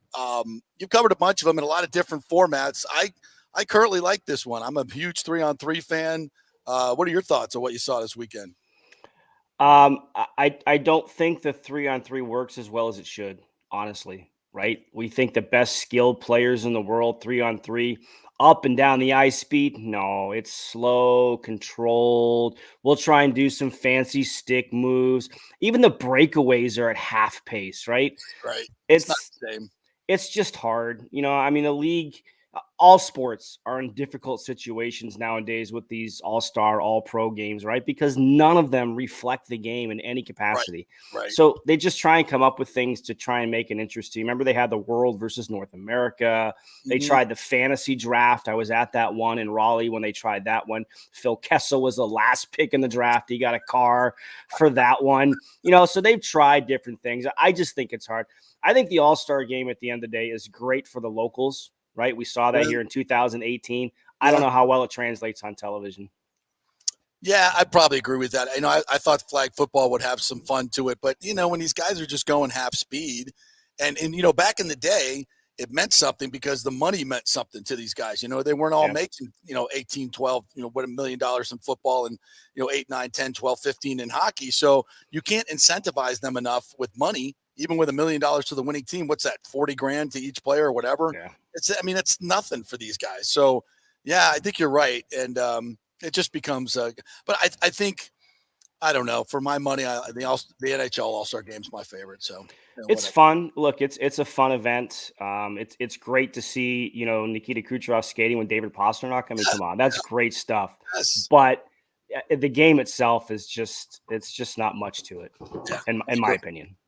I agree. And also now the current format, it's like, how is Braden Point not an all-star? You know, I mean, come on. I know with the format, the way they have to do it, but and we could say that about Victor Hedman. I mean, don't even have defensemen, for God's sakes, for the most part, right? Yeah. So, it is what it is. All right, well, so let's. The Atlantic never had a defenseman until who was it that got hurt? They ended up adding Rasmus Dahlin, right? Yeah. They didn't have a defenseman on the roster. So it is what it is. It's difficult. Everybody is going to have somebody say, why is this guy not in? Why is this guy not in? I mean, Maple Leafs fans, when Matthews couldn't play, why wasn't William Nylander added, right? Like, so it's a debate that we have every year. All right, so let's talk some real hockey now as the Lightning get set to go into the second, quote, half of the season. And I think if you're John Cooper, you really couldn't have wanted much more than what you got in that first half, right? I think, with the changes on this team, how this team gelled, especially that last 3-game home set where they set the franchise record for consecutive wins at home against 3 really good teams headed for the playoffs. I mean, he's got to be thrilled for where this team is at right now, right? I think so. Based on especially the struggles in October, right? Like everybody's like, oh, what's wrong with the Lightning? They can't win games. They look old. What's going on? And they kind of found their groove about the middle of November, and they've been, for the most part, pretty consistent. And, you talk about the loss of McDonough and Andre Palat and Jan Ruda and what they meant. And then no Anthony Cirelli for the first 2 months of the season, no Zach Bogosian for the first 5 weeks of the season. They kind of navigated those waters pretty well. You look at what Nick Perbix has come in and done and really solidified the back end, which had a lot of question marks going into the season. I think there's still some question marks there, but we've seen a lot more answers, and I think maybe we anticipated by this point. Andre Vasilevsky is getting into Andre Vasilevsky territory now after a little bit of a rough start on his end. Braden Point is producing. Nikita Kucherov leads the league in assists. Steven Stamkos is right up there and is on pace for what he did last year. There's a lot to like about what this team has done. They found a home. I think they've really settled in on their line combinations. And I think that's what the first half, quote unquote, half of the season was about for these guys. Who's going to fit where, who's going to play with whom, and what can we do to make sure we're getting points while we get there? And under those parameters, I think it's been a win to this point in the season. You mentioned Cirelli there at the beginning, and obviously just 3 goals this season so far. And he's kind of had history, right, of going long stretches without scoring, but he does so many other things for the team.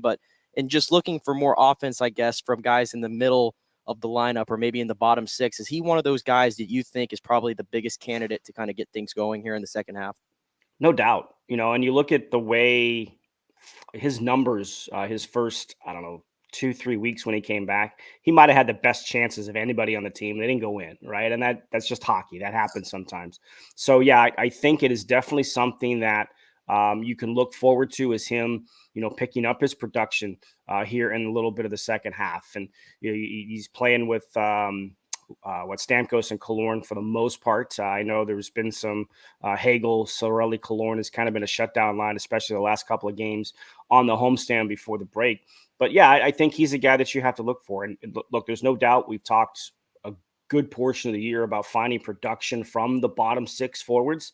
And it was good in that homestand, right? Pierre-Edouard Bellemare had a goal. Corey Perry had 3 goals. Ross Colton pitched in. So you're seeing, the production that you want to see from those guys. But I think Cirelli is a guy that you can look to and say his production will definitely go up. Eric Erlinson joining us here. All right, so let's talk about possible additions here. Julien Brisebois, I believe, has 719,000 in cap space, which doesn't even make the minimum salary. So they're going to have to do a player-for-player trade.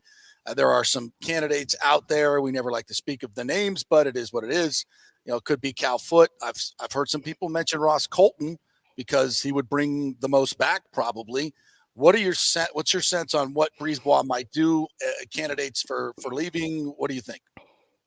Well, I love how every year when we have our sit down with Julien right around the time of the scouts meetings, and this one was a little bit after the scouts meetings. Oh, I just want to temper people's expectations. I don't have any salary cap space. I don't have any draft capital. It's going to have to be a player. What did he do last year? Yeah, exactly. Nick Paul, Brandon Hagel. Yeah, it is amazing what he's able to pull off here, specifically the last 3 years. when it comes to the trade deadline. But, there's two areas that they probably need to look at if they want if they're going to upgrade, it's going to come from. We just talked about one is the bottom six production and guys like that. You haven't gotten you haven't gotten as much out of Vlad Nemestikov as you would have hoped this season. I think you would have thought he'd be in the 15 goal range by the end of the season. He's nowhere near close that production. He's playing primarily in a fourth line role. I don't think you envision that at the start of the season with him. So if you're looking for an upgrade in that area, I think that's an area to address. And I don't think you can ever have enough defensive depth. And in this case in particular, I think it's very valuable for Tampa Bay because, a lot of people's eyes were caught last weekend when Nick Perbix was sent down to Syracuse to activate Rudy Balcers, and Balcers was put on waivers to send him down to Syracuse. I think that was a really clear indication that the Lightning, when you kind of step back and look at why the decision was made there, they probably feel they have enough forward depth, including in Syracuse, but they don't have the defensive depth, right? Once you get past the 8 who are on the roster now, and Philippe Myers, who spent the first month here but has been with Syracuse since then, they don't have a lot of depth, and they don't have a lot of NHL caliber depth on the back end, right? Trevor Carrick probably has the most NHL experience amongst defensemen, and I'm pretty sure he's under 20 games played at the NHL. Darren Raddysh is having a great year. He just won the hardest shot competition last night for the AHL All-Star game, but just not a ton of NHL experience. So that's the two areas I think you have to look at if they're going to address, if they're going to bring in players. And knowing Julian, it's not going to be a household name, right? Blake Coleman wasn't a household name. Barclay Goodrow wasn't a household name. Brandon Hagel wasn't a household name. Nick Paul wasn't a household name. There's nobody's going, deep sea fishing here, right? You're not coming back with Patrick Kane. No Bo Horvath. Although that wouldn't surprise me, but you're not coming back with a Patrick Kane in this situation. You're coming back with depth guys, maybe guys who can win some faceoffs, although that's an area the team has drastically improved on over the last little bit here too. And looking for one of those names on the blue line, I think we might have mentioned him in past times that we've had you on, but like a Luke Shin, right? Kind of reuniting that. And I think he's really cheap. I think it's like $850K. Yeah. I want to say is his cap hit. So you can get him in there. And obviously Vancouver's going nowhere. They're in a complete teardown. So does Luke Shin kind of fit that mold of what you're kind of describing? He certainly would. He's familiar with most of the team. He's familiar certainly with the systems. The players are familiar with him. He's a great guy in the locker room. He brings that physical aspect, right? He's not going to jump out on you, jump out off the page with his skill set. But what the skill set that he does have is very valuable to a team, right? We saw that in the 2020 run in particular. You think back to that conference final against the Islanders and him and Pat Maroon sort of making sure that guys like Matt Martin and Ross Johnston were not going to be, taking too many runs in Nikita Kucherov. They were, he had a couple of fights in that series. So it's a valuable thing. The problem with that is a right-handed shot and all the attributes we just said about Luke Shen is a very sought-after commodity. And if you're going to get into a bidding war, look, the Lightning don't have a lot of capital. They really don't. They don't have a first-round draft pick the next 2 years. Right. You've got some guys in the system. I don't think they would hesitate to trade a guy like Isaac Howard, who was their top pick last year, who's at Minnesota Duluth this season, playing for them. A guy like Jack Finley and Gage Gonsalves and some of the other young players that they have in Syracuse. I don't think they would hesitate to move players like that if they felt that the player coming in would be able to help. But once you start to get into a bidding war, they don't have as many chips at the table as other teams. Yeah, true. All right, so tonight they get back at it against the stinking Panthers on the road in Sunrise there, so Vasi and Cooch don't have to go anywhere. How important is this game vis-a-vis the playoffs going forward? Because, we might see them again. Florida's starting to surge a little bit. They have had, obviously a lot of changes in the offseason, which I think they were trying to, basically find a way to beat the Lightning, toughen up a little bit, kind of take Julien Brisebois' template, if you will. Yep. And I think obviously they struggled, but there looks like they're starting to put it together. So how big is this one tonight in terms of, maybe setting a tone for maybe later meetings? Well, I'm going to steal something from Brian Engblom, who I think was with you on the last call. Yes. On Saturday, that you just make sure you keep an eye on what's going on behind you in the rearview mirror. Right. Yep. You don't want to be caught from behind. And this is a game where you just mentioned the Panthers are kind of coming along a little bit. They've got some ground to make up, and they know that, beating the Tampa Bay team here would really boost them. Whereas in the opposite direction, if you're the Lightning, you just kind of push them down a little bit further. Keep your eyes on the road, but if you're checking what's going on behind you. So I think in that aspect, it's important for Tampa Bay here. I'm always curious, though, these first games coming out of a break. I mean, neither team has been on the ice for a week. They were both practicing yesterday. They've both been off since a week ago Saturday. You might get some shinny hockey going on tonight. There might be a little loose defensively. But, I mean, the one thing about the All-Star game is at least Andre Vasilevsky's seen a little bit of time, right? Yeah. I always get worried about if I was a GM or a fan, the goalie for my team going to the All-Star game. Not as competitive, obviously, but there's some competitiveness, and you kind of get the stretches. You always worry about that, but the other aspect is that he has faced some shots, and he's been on skates, and he's had his pads on, so he has that little bit of an advantage going for him.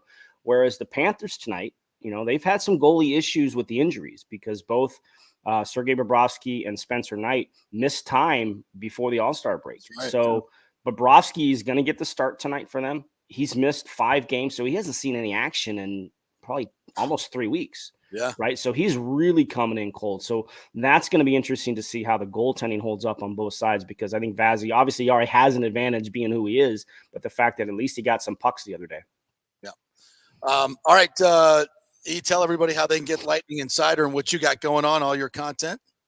Yeah, the website is lightninginsider.com. There's 2 ways to sign up. You have a yearly plan, which is $40, which comes out to about $3.50 per month, or the monthly plans, which are $4.99 as well. I'm going to put up a special code. I'm going to do it as soon as we get off here. I'm just JP is a special code. You get $10 off a yearly subscription. I'll make sure that that's up and running as soon as we log off here.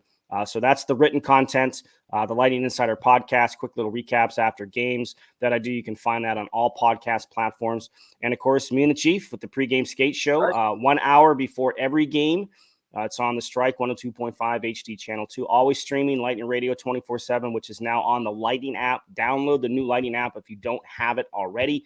That's where you can find the 24/7 streaming content for everything Lightning related. So me and Chief, again, 1 hour before every game, and then home games, just like you and Brian. Post game, we're at Cigar City 1 hour before every home game. Yeah, come on by and see us.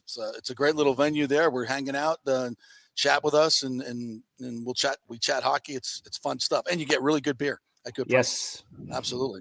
All right, Double E's, thanks, man. Appreciate you, and we'll see you at the rink tomorrow. Thanks. Okay, buddy. Be well, boys.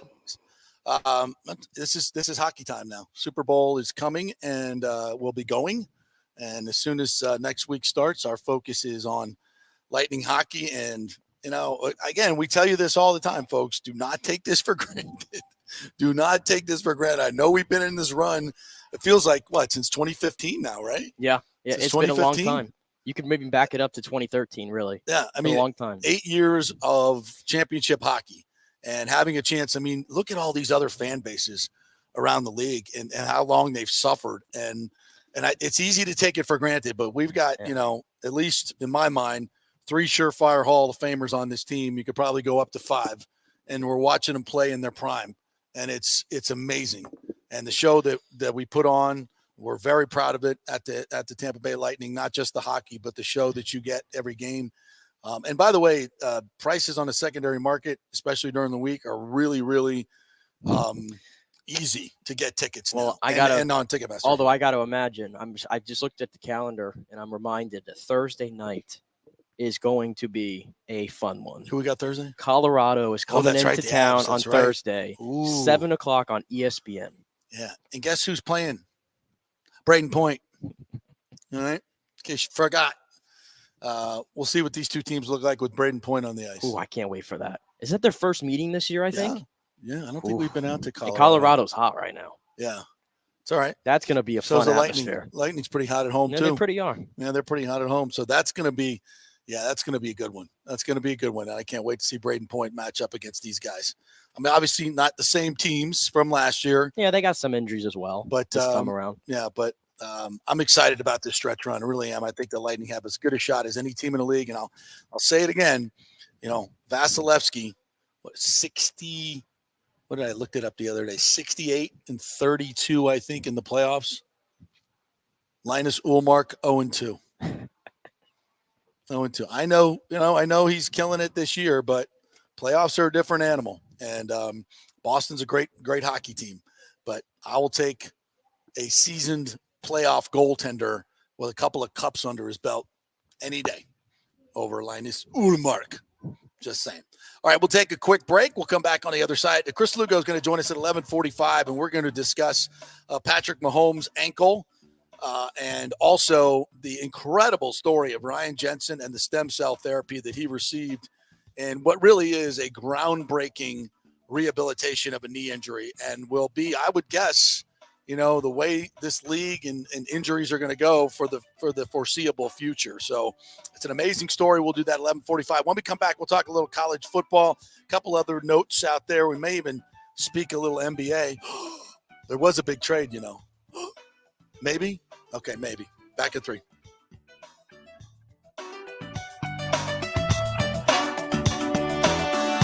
JP here for Italiano Insurance. If you've started a side hustle during COVID and the business has grown, well, you need business insurance because if you get sued, you could lose all your personal wealth if you're not properly protected. That's right. Your home, your savings, everything could go. So get protected now. Call the great agents at Italiano Insurance, 813-877-7799, and a real human will answer the phone and get you protected. If you haven't shopped your business insurance in a while, you could be overpaying by thousands. One customer had their golf buddy handling his business insurance, then called Italiano to shop it around, and they saved him $26,000 a year.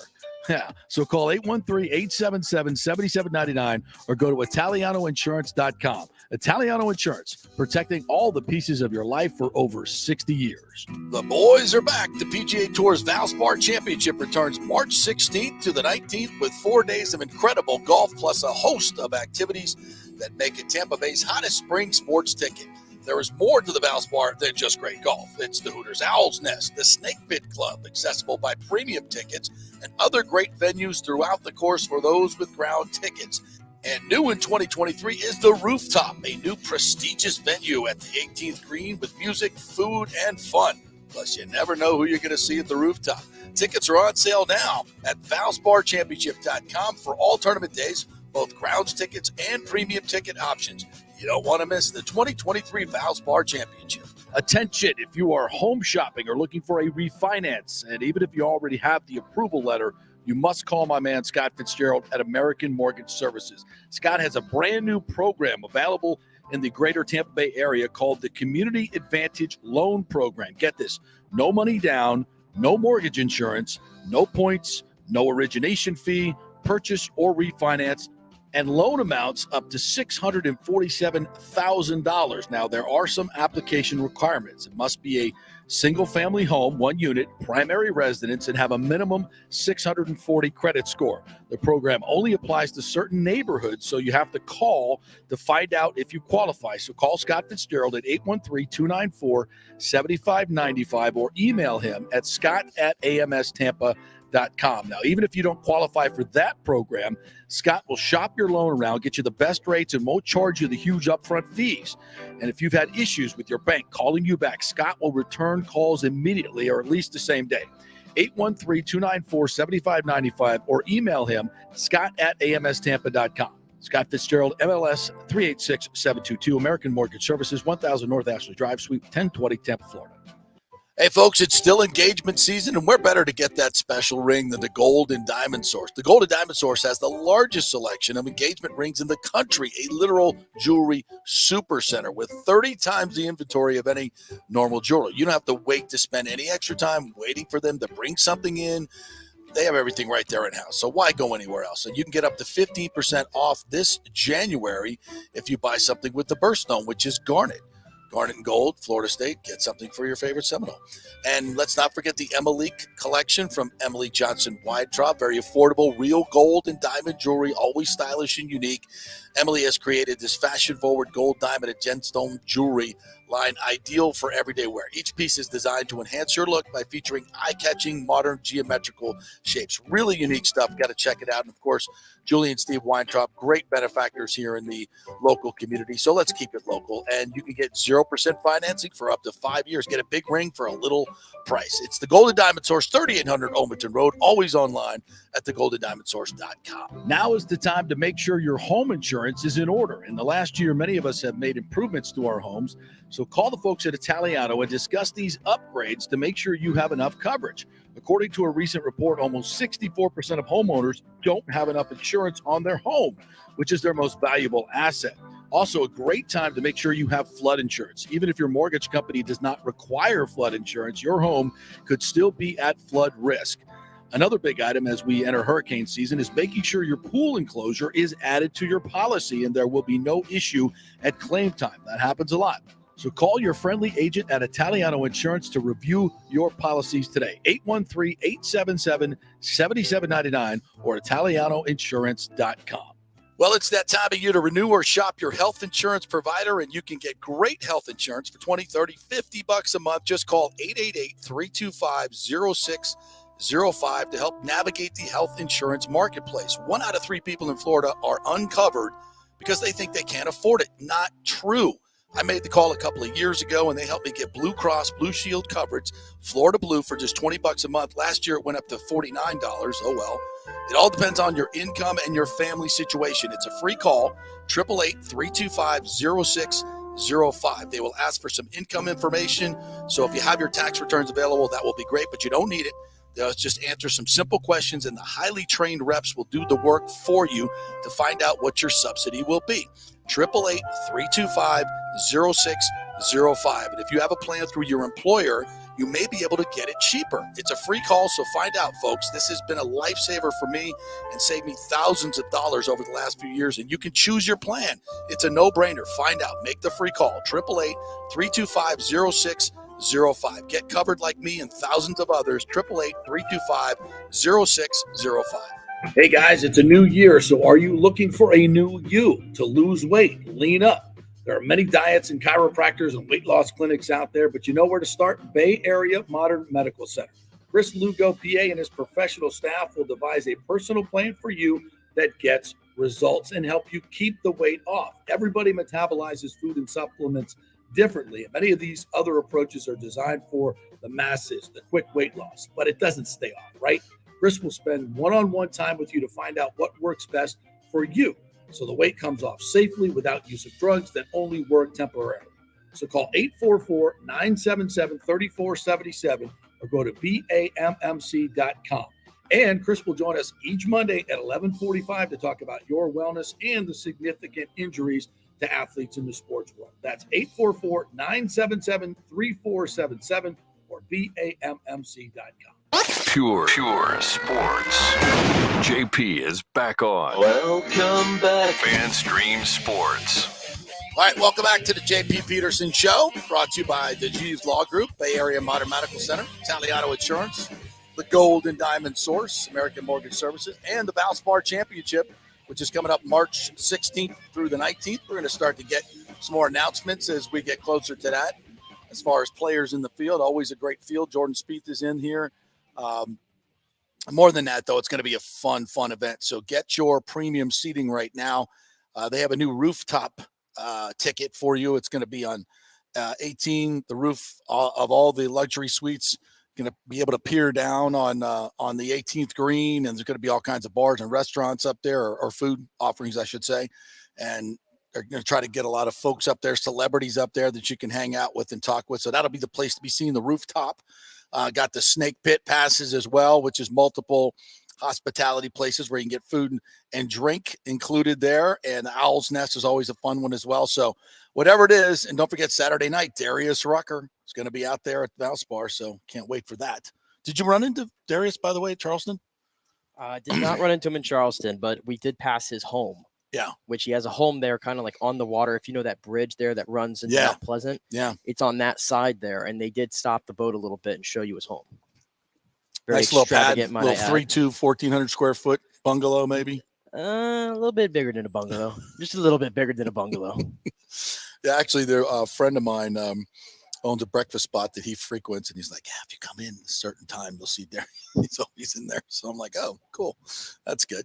All right, before we get to Chris Lugo is going to join us at 11:45. We're going to talk about the Ryan Jensen stem cell story, which we told you about a few months ago that he was going to go this approach, and the details of the story are out, and they're just fascinating, and it's going to reverberate through the medical community and the training community throughout the NFL. So it's going to be interesting to see where that goes. So we'll do that at 11:45. Some other stories we want to get to. Kyrie Irving traded to the Mavs from the Nets. And first of all, I don't see how this works for the Mavs at all. With Luka Doncic, who I think is the most ball dominant player in the league. He has the ball in his hand more than anybody. Getting a point guard in Kyrie Irving, who also likes to handle the ball quite a bit, but is also a great scorer in his own right. As we mentioned before the show, I think if Kyrie Irving was on Shark Tank, nobody would buy. I don't think so. But Mark Cuban did, though. Mark Cuban did. Mark Cuban banking on the talent. I mean, it's kind of funny. Like last year, I feel like was so, we'll use that word again, noisy for Kyrie Irving. Yeah. A lot of stuff going on with Kyrie Irving, right? He was always in the news. Yep. Mostly about the vaccine that he didn't want to take. And this year looks like a pretty good move. This year, he's been really quiet. And I have been saying multiple times to myself, man, what's going on with Kyrie Irving? Right. Why is he so quiet? Yeah. The Nets are actually winning games. Kyrie's playing really good. It's a very quiet thing going on over there in Brooklyn this year. Yeah. And then Friday, I open up Twitter, and I see that he's requested a trade. And I'm still here wondering to myself, what could possibly be the reason why he wanted to be out of Brooklyn? I mean, he's there with Kevin Durant, who he chose to play with. They chose to team up in Brooklyn together. Right. Which I think their whole experiment, and they suited up in 74 games together. I think that's it. Over the last 3-4 seasons, 74 games. That's it. That's all they got out of those two together. And you have a team that I think is in 4th place in the Eastern Conference, a contender. And you request a trade like that, and the next day it's granted, just like that. Yeah. Just like that, gone. And to Dallas he goes. And then, like you said, Mark Cuban, who is very methodical, I feel like, with his moves and the type of guys he wants in his building. For him to bring in Kyrie Irving to a team that has already the face of the franchise, for a guy who kind of feels like he always wants to be the face of the franchise, I don't see the fit here. I don't either. I don't get it. And I don't think it's worth it. The Mavs made it to the conference finals. I know they're not as good this year, but and they feel like, and clearly they feel like Kyrie can get them over that hump, but the rest of the roster, I don't see it. No, I don't see it. And for the Nets, I know they feel like they're going to make some moves now with the draft picks that they got. They're in 2029. Yeah, I don't get it. Well, I think they're going to move those draft picks, and I think they can get players back. Like who's trading a good player for those draft picks? Well, teams are hoarding those draft picks. I think that's why the Lakers, who I guess LeBron, was vouching really hard to get Kyrie Irving there. Yeah, and everybody thought that deal was going to happen. Well, there's the report that came out. I want to say it was from who's one of the big, not Woj or Shams, the other one, Chris Haynes. Chris Haynes was said that.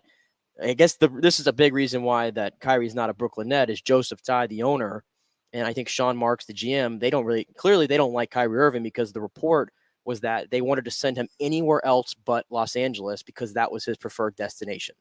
So they did this out of spite. So for all you know, Los Angeles could have offered a nice package to them, but it sounded like they were not going to send them there at all. But it was kind of ironic that after the Dallas thing, LeBron goes and tweets, "Maybe it's me." Very cryptic there. There's all these storylines going on now. Maybe it is. I don't know. Well, didn't Kyrie, he didn't want to play with LeBron anymore in the first place, and that's why he left them. Right. But this guy he went to Boston and killed that team. Now he goes to Brooklyn. He leaves that team in shambles. What's he going to do in Dallas now? He has shown you who he is his entire career. Yeah. I thought Mark Cuban was smarter than this, but evidently he's not. And speaking of LeBron, tomorrow night he needs 36 points to pass Kareem Abdul-Jabbar as the leading scorer of all time in the NBA. And this should be a monumental occasion. I'm mildly interested in it. I'm very interested in it. I'm mildly interested in it, and I might watch that. I'm enjoying. I said this when Brady retired last week that I'm going to try to enjoy the greatness in front of me from now on with a new lens. Yeah. Because I got to witness the greatest of something here in my backyard. So I'm going to try to enjoy LeBron James, because I do think it's absolutely incredible that this guy is 20 years deep, and he is playing at an unbelievable level. Incredible level. Yeah. So it's going to be a spectacle, and it's against Utah, which I find that ironic. Michael Jordan whipped up on Utah his entire career, and now the team that had Michael Jordan whip off on him is going to be the team that LeBron maybe gets the record against. So, and speaking of stem cells, the longevity of these athletes, I LeBron, Brady, some of these others, I guarantee you that's part of it. I guarantee you, there's no doubt in my mind it's part of it. We'll talk to Chris Lugo about that in just a little bit. Very learned on stem cells.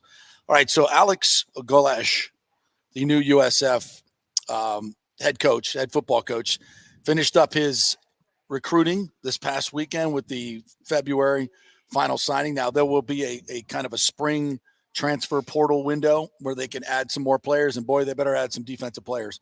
They only brought in 6 players to a defense that averaged giving up over 500 yards a game, the worst defense in all of college football, and they added 6 players.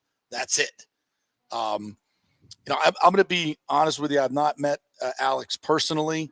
I was at the sneaker soiree on Friday night, and it was a big deal a week ago Friday. I think it was, or Saturday.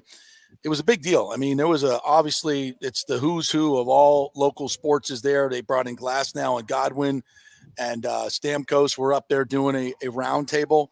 Rob Higgins does a great job with the Tampa Sports Commission, and it's just a premier event. And they gave USF, as they always do, a premier spot. And Alex was up there with Rob, and the Big Show was the co-host. And I don't want to be mean, but it came off chomping the gum. It came off very sophomoric. It really did. And I try to keep it honest with you. I don't know. I got to reserve. I don't know the guy. I have not met him one bit, but I know USF fans. Give this a little context. This sound you're gonna. Yeah, this was from his press conference, which I believe was at the end of last week. And this clip kind of went around from him. He's asked a question here, and you should be able to hear a little bit of it about how their defense was ranked like dead last year. Only brought in 6 new guys. Is player development going to be a key part of what you're doing on your defense? And all you can hear the entire time is the smack of the gum. And then even kind of the answer to the question was kind of weird as well. So this was circulating, though, on social media. Yelled in the room that your defense was last in the country in the FBS last year, that you bring back and only had 6 additions. How important is player development going to be this spring to try and get some of those guys that you have on your roster currently to step up in big roles? Gotcha. We were last in the country in defense last year. That's not good, right? That's it? Yeah. Is there more to it? No, that was it. He didn't know? No, it sounded like he knew. Right. But it almost like he didn't like the question. Like he's like, yeah, obviously I know that. Yeah. That's what it come off, but it was just more people were talking about the gum chewing. Yeah. The loud smacking of the gum while the reporter is asking the question. Just listen, I want to support USF, and I want to support Alex, and I do support him, and I want them to win. No question about it. But if I were doing some media training for Alex, I would say when this is 101, you don't smack gum while you're doing an interview. You don't get up in front of a group of people at the sneaker soiree and smack gum in while you're doing an interview. It's disrespectful to the person that's interviewing you. It's disrespectful for the people that are listening. You can't hear. It's distracting. It's not a good look. And for a coach in his position to fire back at a reporter for asking the most important question, and yeah, it is the elephant in the room. It is an absolute necessity to ask that question. All you did was sign 6 people, and that was the response.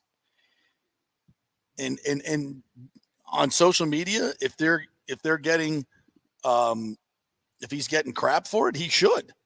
That's embarrassing. And if I were Michael Kelly, I would sit down with Alex and say, okay, if that may be your trademark or something you do on the sidelines or what have you, but when you're doing interviews, could you please get rid of the gum? Yeah, and I don't know. I have no idea what this stuff kind of translates to anything on the field in the grand scheme of things. I don't, but there's a professionalism factor there. And I that's what I was saying. A lot of people were rubbed the wrong way by the gum chewing, and that is there an SID to kind of speak up and hey, you might not want to keep doing that because it's starting to rub people the wrong way, and it's just unneeded negative attention, right?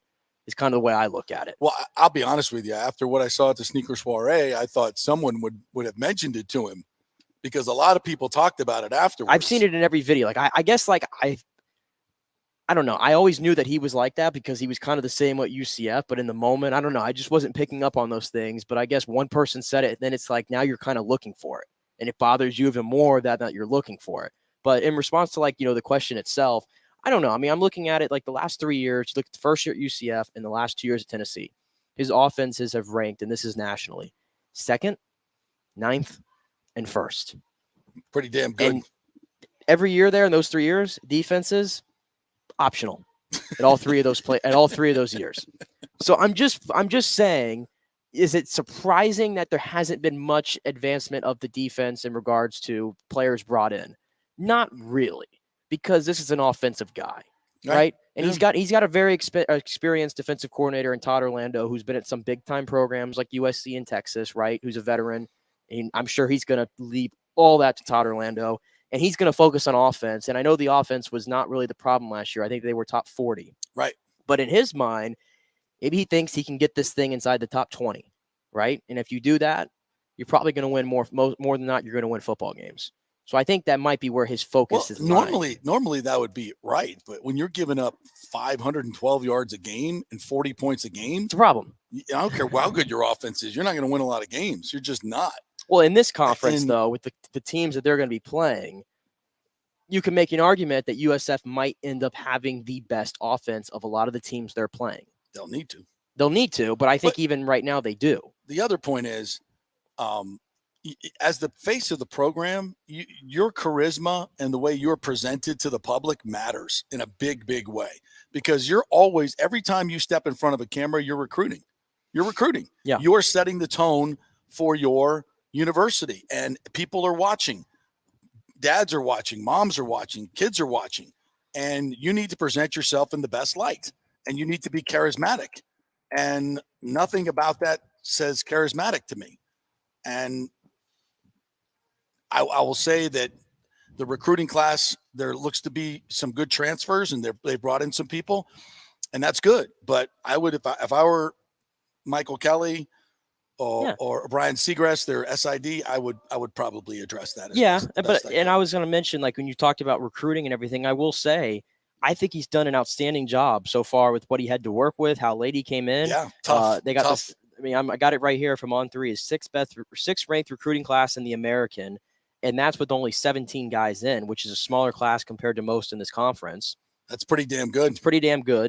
And then it's 78th nationally. And I remember when he took it over, it was down around 128. Yeah, that's good. Okay, so he's done a really good job. He's brought in some big time transfers from big programs. You never know, what they're transferring for a reason, right? Yeah. So, it's all. Listen, it's gonna whether he's chewing gum or not. He's got to win games. He's just got to win games. He's got to win games. I think if there are going to be people that criticize this. If I'm being honest with you, a lot of people that were kind of making fun of it were the ones in Central Florida, which I'm sorry, I can't say that. Central Florida is a trigger word for UCF fans. Yeah, it's a trigger word. But anyway, I think a lot of it was coming there. I think USF fans are kind of just laser focused on just win some games, please. Yeah. We don't care what you do.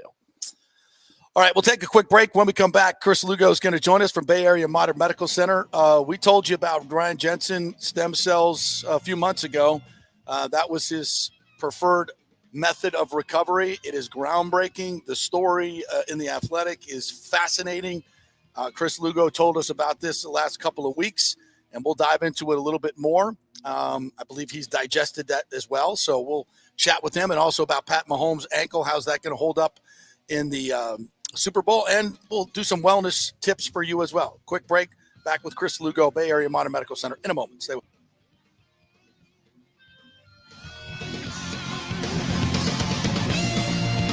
Hey, folks, it's still engagement season, and where better to get that special ring than the Gold and Diamond Source? The Gold and Diamond Source has the largest selection of engagement rings in the country, a literal jewelry super center with 30 times the inventory of any normal jeweler. You don't have to wait to spend any extra time waiting for them to bring something in.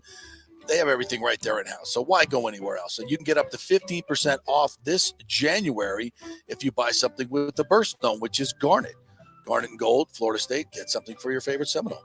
And let's not forget the Emily collection from Emily Johnson Weintraub. Very affordable, real gold and diamond jewelry, always stylish and unique.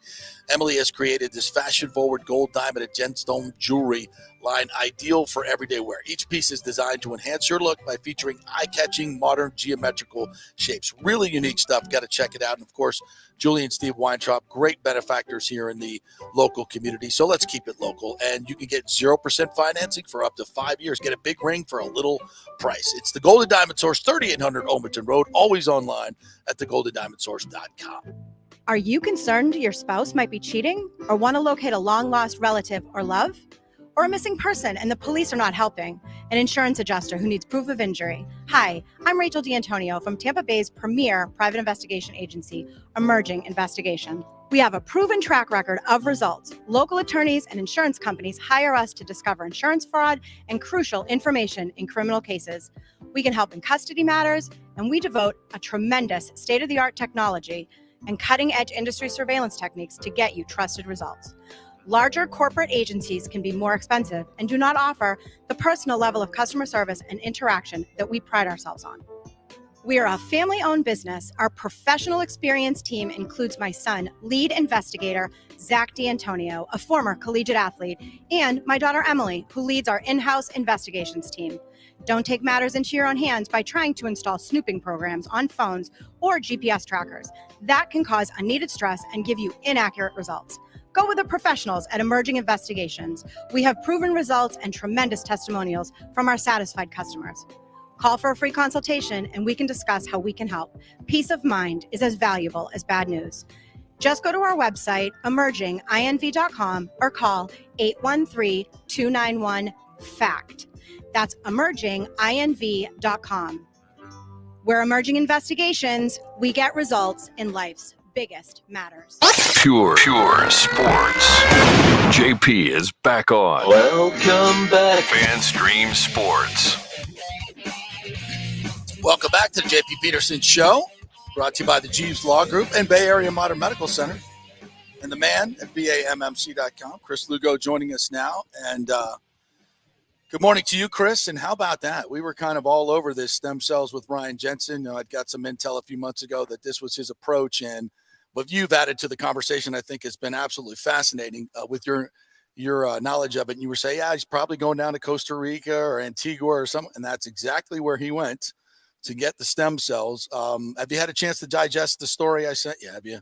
I did. I actually read it. It was pretty interesting. Not surprised, right? I mean, there's no way you come back from an injury like that without doing something.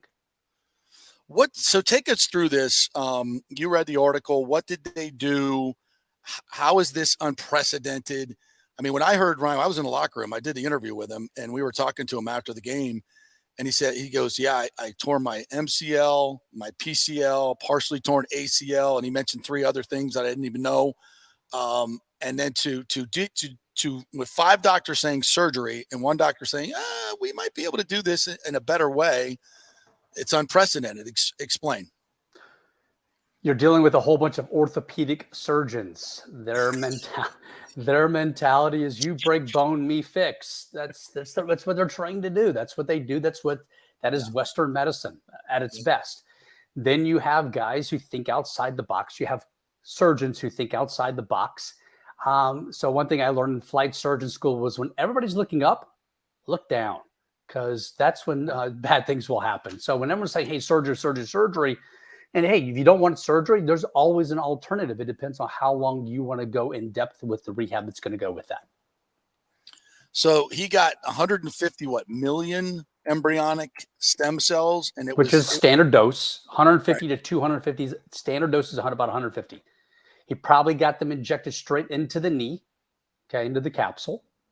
He may have also gotten an IV infusion. That would have been nice too, to do a little combination therapy directly into the area that's injured, but then also do a systemic IV infusion too of the mesenchymal stem cells. So explain to the folks what this does now. I mean, obviously when you get a tear in the ACL, and his wasn't completely torn, and that's important because if it's not completely torn, the stem cells literally regenerate it, right, and make it whole again. Correct. Yeah, they're going to aid with that regeneration of that tear that are going to be needed in all different levels of the growth factor that's associated with those tears. You and I have them, Nick has them, but we don't have the abundance that we had when we were younger. That's why kids, when they heal pretty quickly, is because they got great growth hormone, they've got great testosterone, they've got great stem cells when they're younger. They're not aged. Now we've subjected ourselves to a whole bunch of things that have degraded our stem cells over time. And now they don't function and we don't have the quantity like we did when we were younger.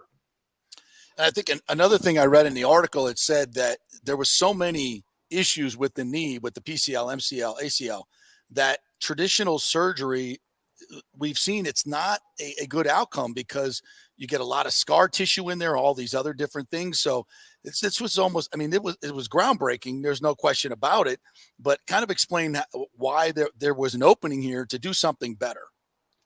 When you do something surgically, you're making an incision. You're going to be going through that capsule. You're going to be going in there with instruments. You're going to be putting instruments where they're not intended to go. Same thing with the abdomen. Anytime you have a abdominal surgery, you have already increased your chances tenfold of getting adhesions and scar tissue inside because these things are not intended to be inside your abdomen. Okay. Right. So when you go in there, you're going to do sometimes a little bit more harm than good trying to repair these things. And with all those ligaments that were torn, that would have been really invasive trying to go in and reattach all those. It's one thing, hey, it's an ACL tear. You're going in, you're attacking the ACL and the ACL only. Ooh, done. He had multiple ligaments that were torn on this one. So now you got to try to attack them at different angles. More time, more scar tissue. It could have been worse outcome for him. And Chris, do you think this is going to be, since it's going to be so public, is this the wave of the future? For 110%. Yes. Yeah. Now that this has come out, this is going to be mainstream media. This is going to be out there. People are going to be talking about this. This is going to be blowing up Antigua. This is going to be blowing up Costa Rica, Colombia, Panama, Royden's place down in Panama, which I think that's where Rogan went down, is to Royden's place. Mel Gibson's took his father down there to Royden's place in Panama. This is going to put everybody on there. Now, these are expensive things. You're looking at anywhere, because I've got about 6 patients who plan on going to Colombia here for anti-aging here in the next month.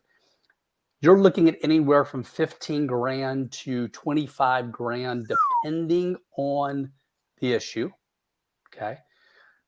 And depending on how long you're going to be doing this for. I mean, these are once a year treatments. These are some things that you have to put in motion and set this ball in motion. If you're really going to dive into this, this is not something you do just once. Yeah.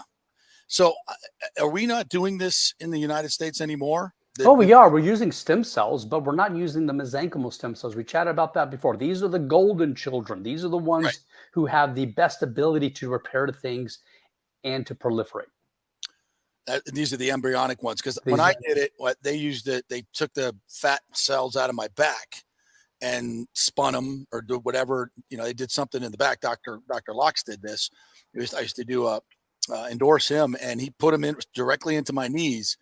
And for 5 years, it was amazing. I'm just now starting, and I don't know if you know the lifelong of this. Maybe it's about time I need to get a tune-up, but it's been amazing for me. I mean, I couldn't bend down to read a putt.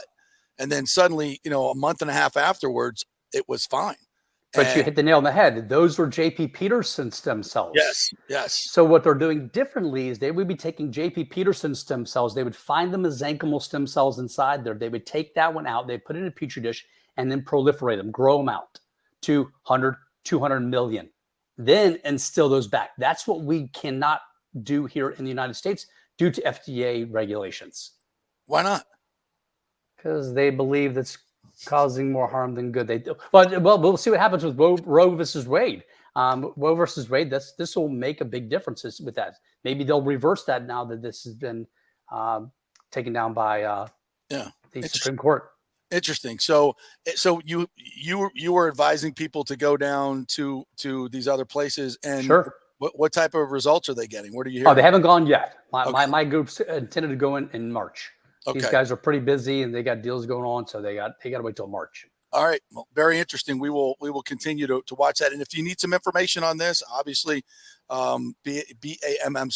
Get in touch with Chris here. Now, I wanted to also ask you about Patrick Mahomes. We marveled at the way he played in the championship game. He's got 2 weeks off now to play again. It's my feeling, and I want to hear from you, that this is still going to affect him, right? It's a high ankle sprain. It ain't healed yet, right? Yeah, this isn't going in. 2 weeks is not going to heal this area. He'll get casted up. He'll get taped up. He'll get cortisoned up. He'll get all sorts of stuff that'll make him tolerate the discomfort better. Okay. But this is not over by any means. This is definitely going to take a rehab all off season into the summertime for this thing to get better. Like I said, most guys would tell you they'd rather break an ankle than get a high ankle sprain, because that breaking ankle is going to be better in 8 to 10 weeks. This thing is going to take months to get better. And what about from Philadelphia's side? Their key injury is their right tackle, Lane Johnson, who might be one of the best players in this game, playing through a torn groin, a complete tear of his groin. And he played against San Francisco.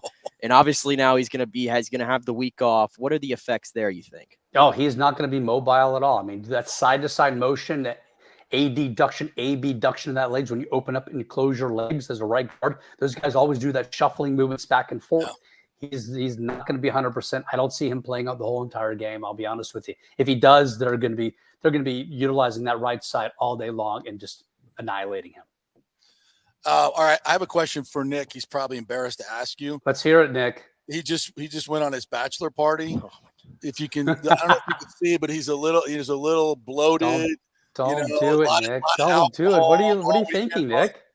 I was gonna ask him. I'm like, You're done being happy. I'm sorry to hear that. I feel like crap today. I'm not gonna lie to you. Right? I'm hiding here underneath my my camera. I am a little bloated. I had a lot of fried food. I had a lot of alcohol and mixtures of it. By the way, a lot of it. I need any tips for recovery. I feel like I need a detox. So I actually wrote this down today because that's what I wanted to talk about: gut health. And look at it. This is like Nostradamus at its best. There you go. So gut health is huge. Gut health it's the 800-pound gorilla that people don't like to talk about, but gut health is really big. And things that we assault our gut with, a lot of the fried food, a lot of that alcohol, I'm assuming that you really just did a lot of damage to all those good gut bacteria. So 60 to 70% of your immune function comes from all the good bacteria that's inside your gut. And by subjecting it all to processed carbohydrates, to alcohol, you really annihilate them. So I like to do gut health checks. I do them all the time on patients of mine. Yes, it's a stool sample, but that's the reason why you're feeling bloated at this point in time. That's why you're feeling so crappy.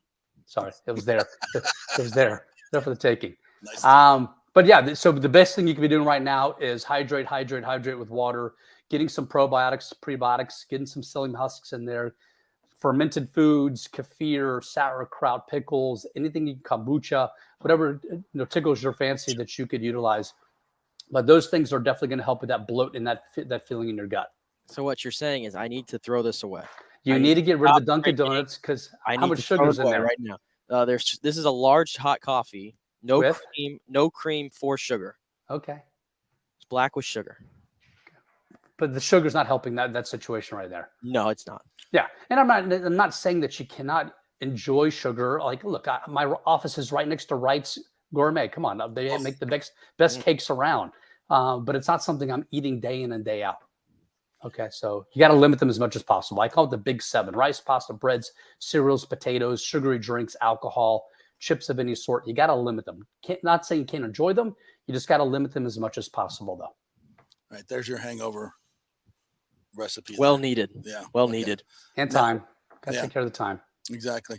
All right, Chris, thanks so much. Tell thanks, JP. Folks how they can get in touch with you and get an appointment. The best way to get a hold of us is either one, go to the website, the easiest, quickest way to do it, BAMMC.com. Book online. You'll see the schedule. You'll be able to book an appointment or call the office, 789-2266, which is BAM. Chris Lugo, Bay Area Modern Medical Center. Thanks, Chris. Appreciate it. We'll talk next Thanks, week. JP. Thanks, Nick. You guys have a great one. Yeah, the hangover cure, my man. It's you got to get off the regular stuff and get off the alcohol. I'm pretty much, I'm down to about 4 beers a week, four craft beers a week, if that. No Bud Light, none of the Miller Light, none of that stuff. Hey, I was a little Highly adventurous preserved. this weekend. What'd you do? I had a Guinness at an How'd you Irish like it? at an Irish bar. I'm gonna say not as filling as you thought. Not as filling and not as bad as I thought. Yeah. I actually enjoyed it for a nice little change, like in an Irish bar atmosphere. There you go. It fits. Not They an got everyday beer, but they got some great ones in terms. Yeah. Did they give you a little design on the top of your Guinness? I had a nice Guinness beer though. Oh, it was it's fantastic. perfectly the foam perfect. Yeah. It's better than a Bud Light. Damn, we're straight. All right. Our thanks to Greg Wolford joined us today. Great stuff from him. Eric Erlinson as well. Great lightning talk today. And Chris Lugo as well. If you missed anything, you can always download our app, FanStream Sports. Just tap that app. You can listen to the show anytime, anywhere. It'll start right up for you, and you can fast forward, do whatever you want. And also, obviously, on YouTube and Facebook and Twitter. We will be back tomorrow with more fun and frivolity. See you then.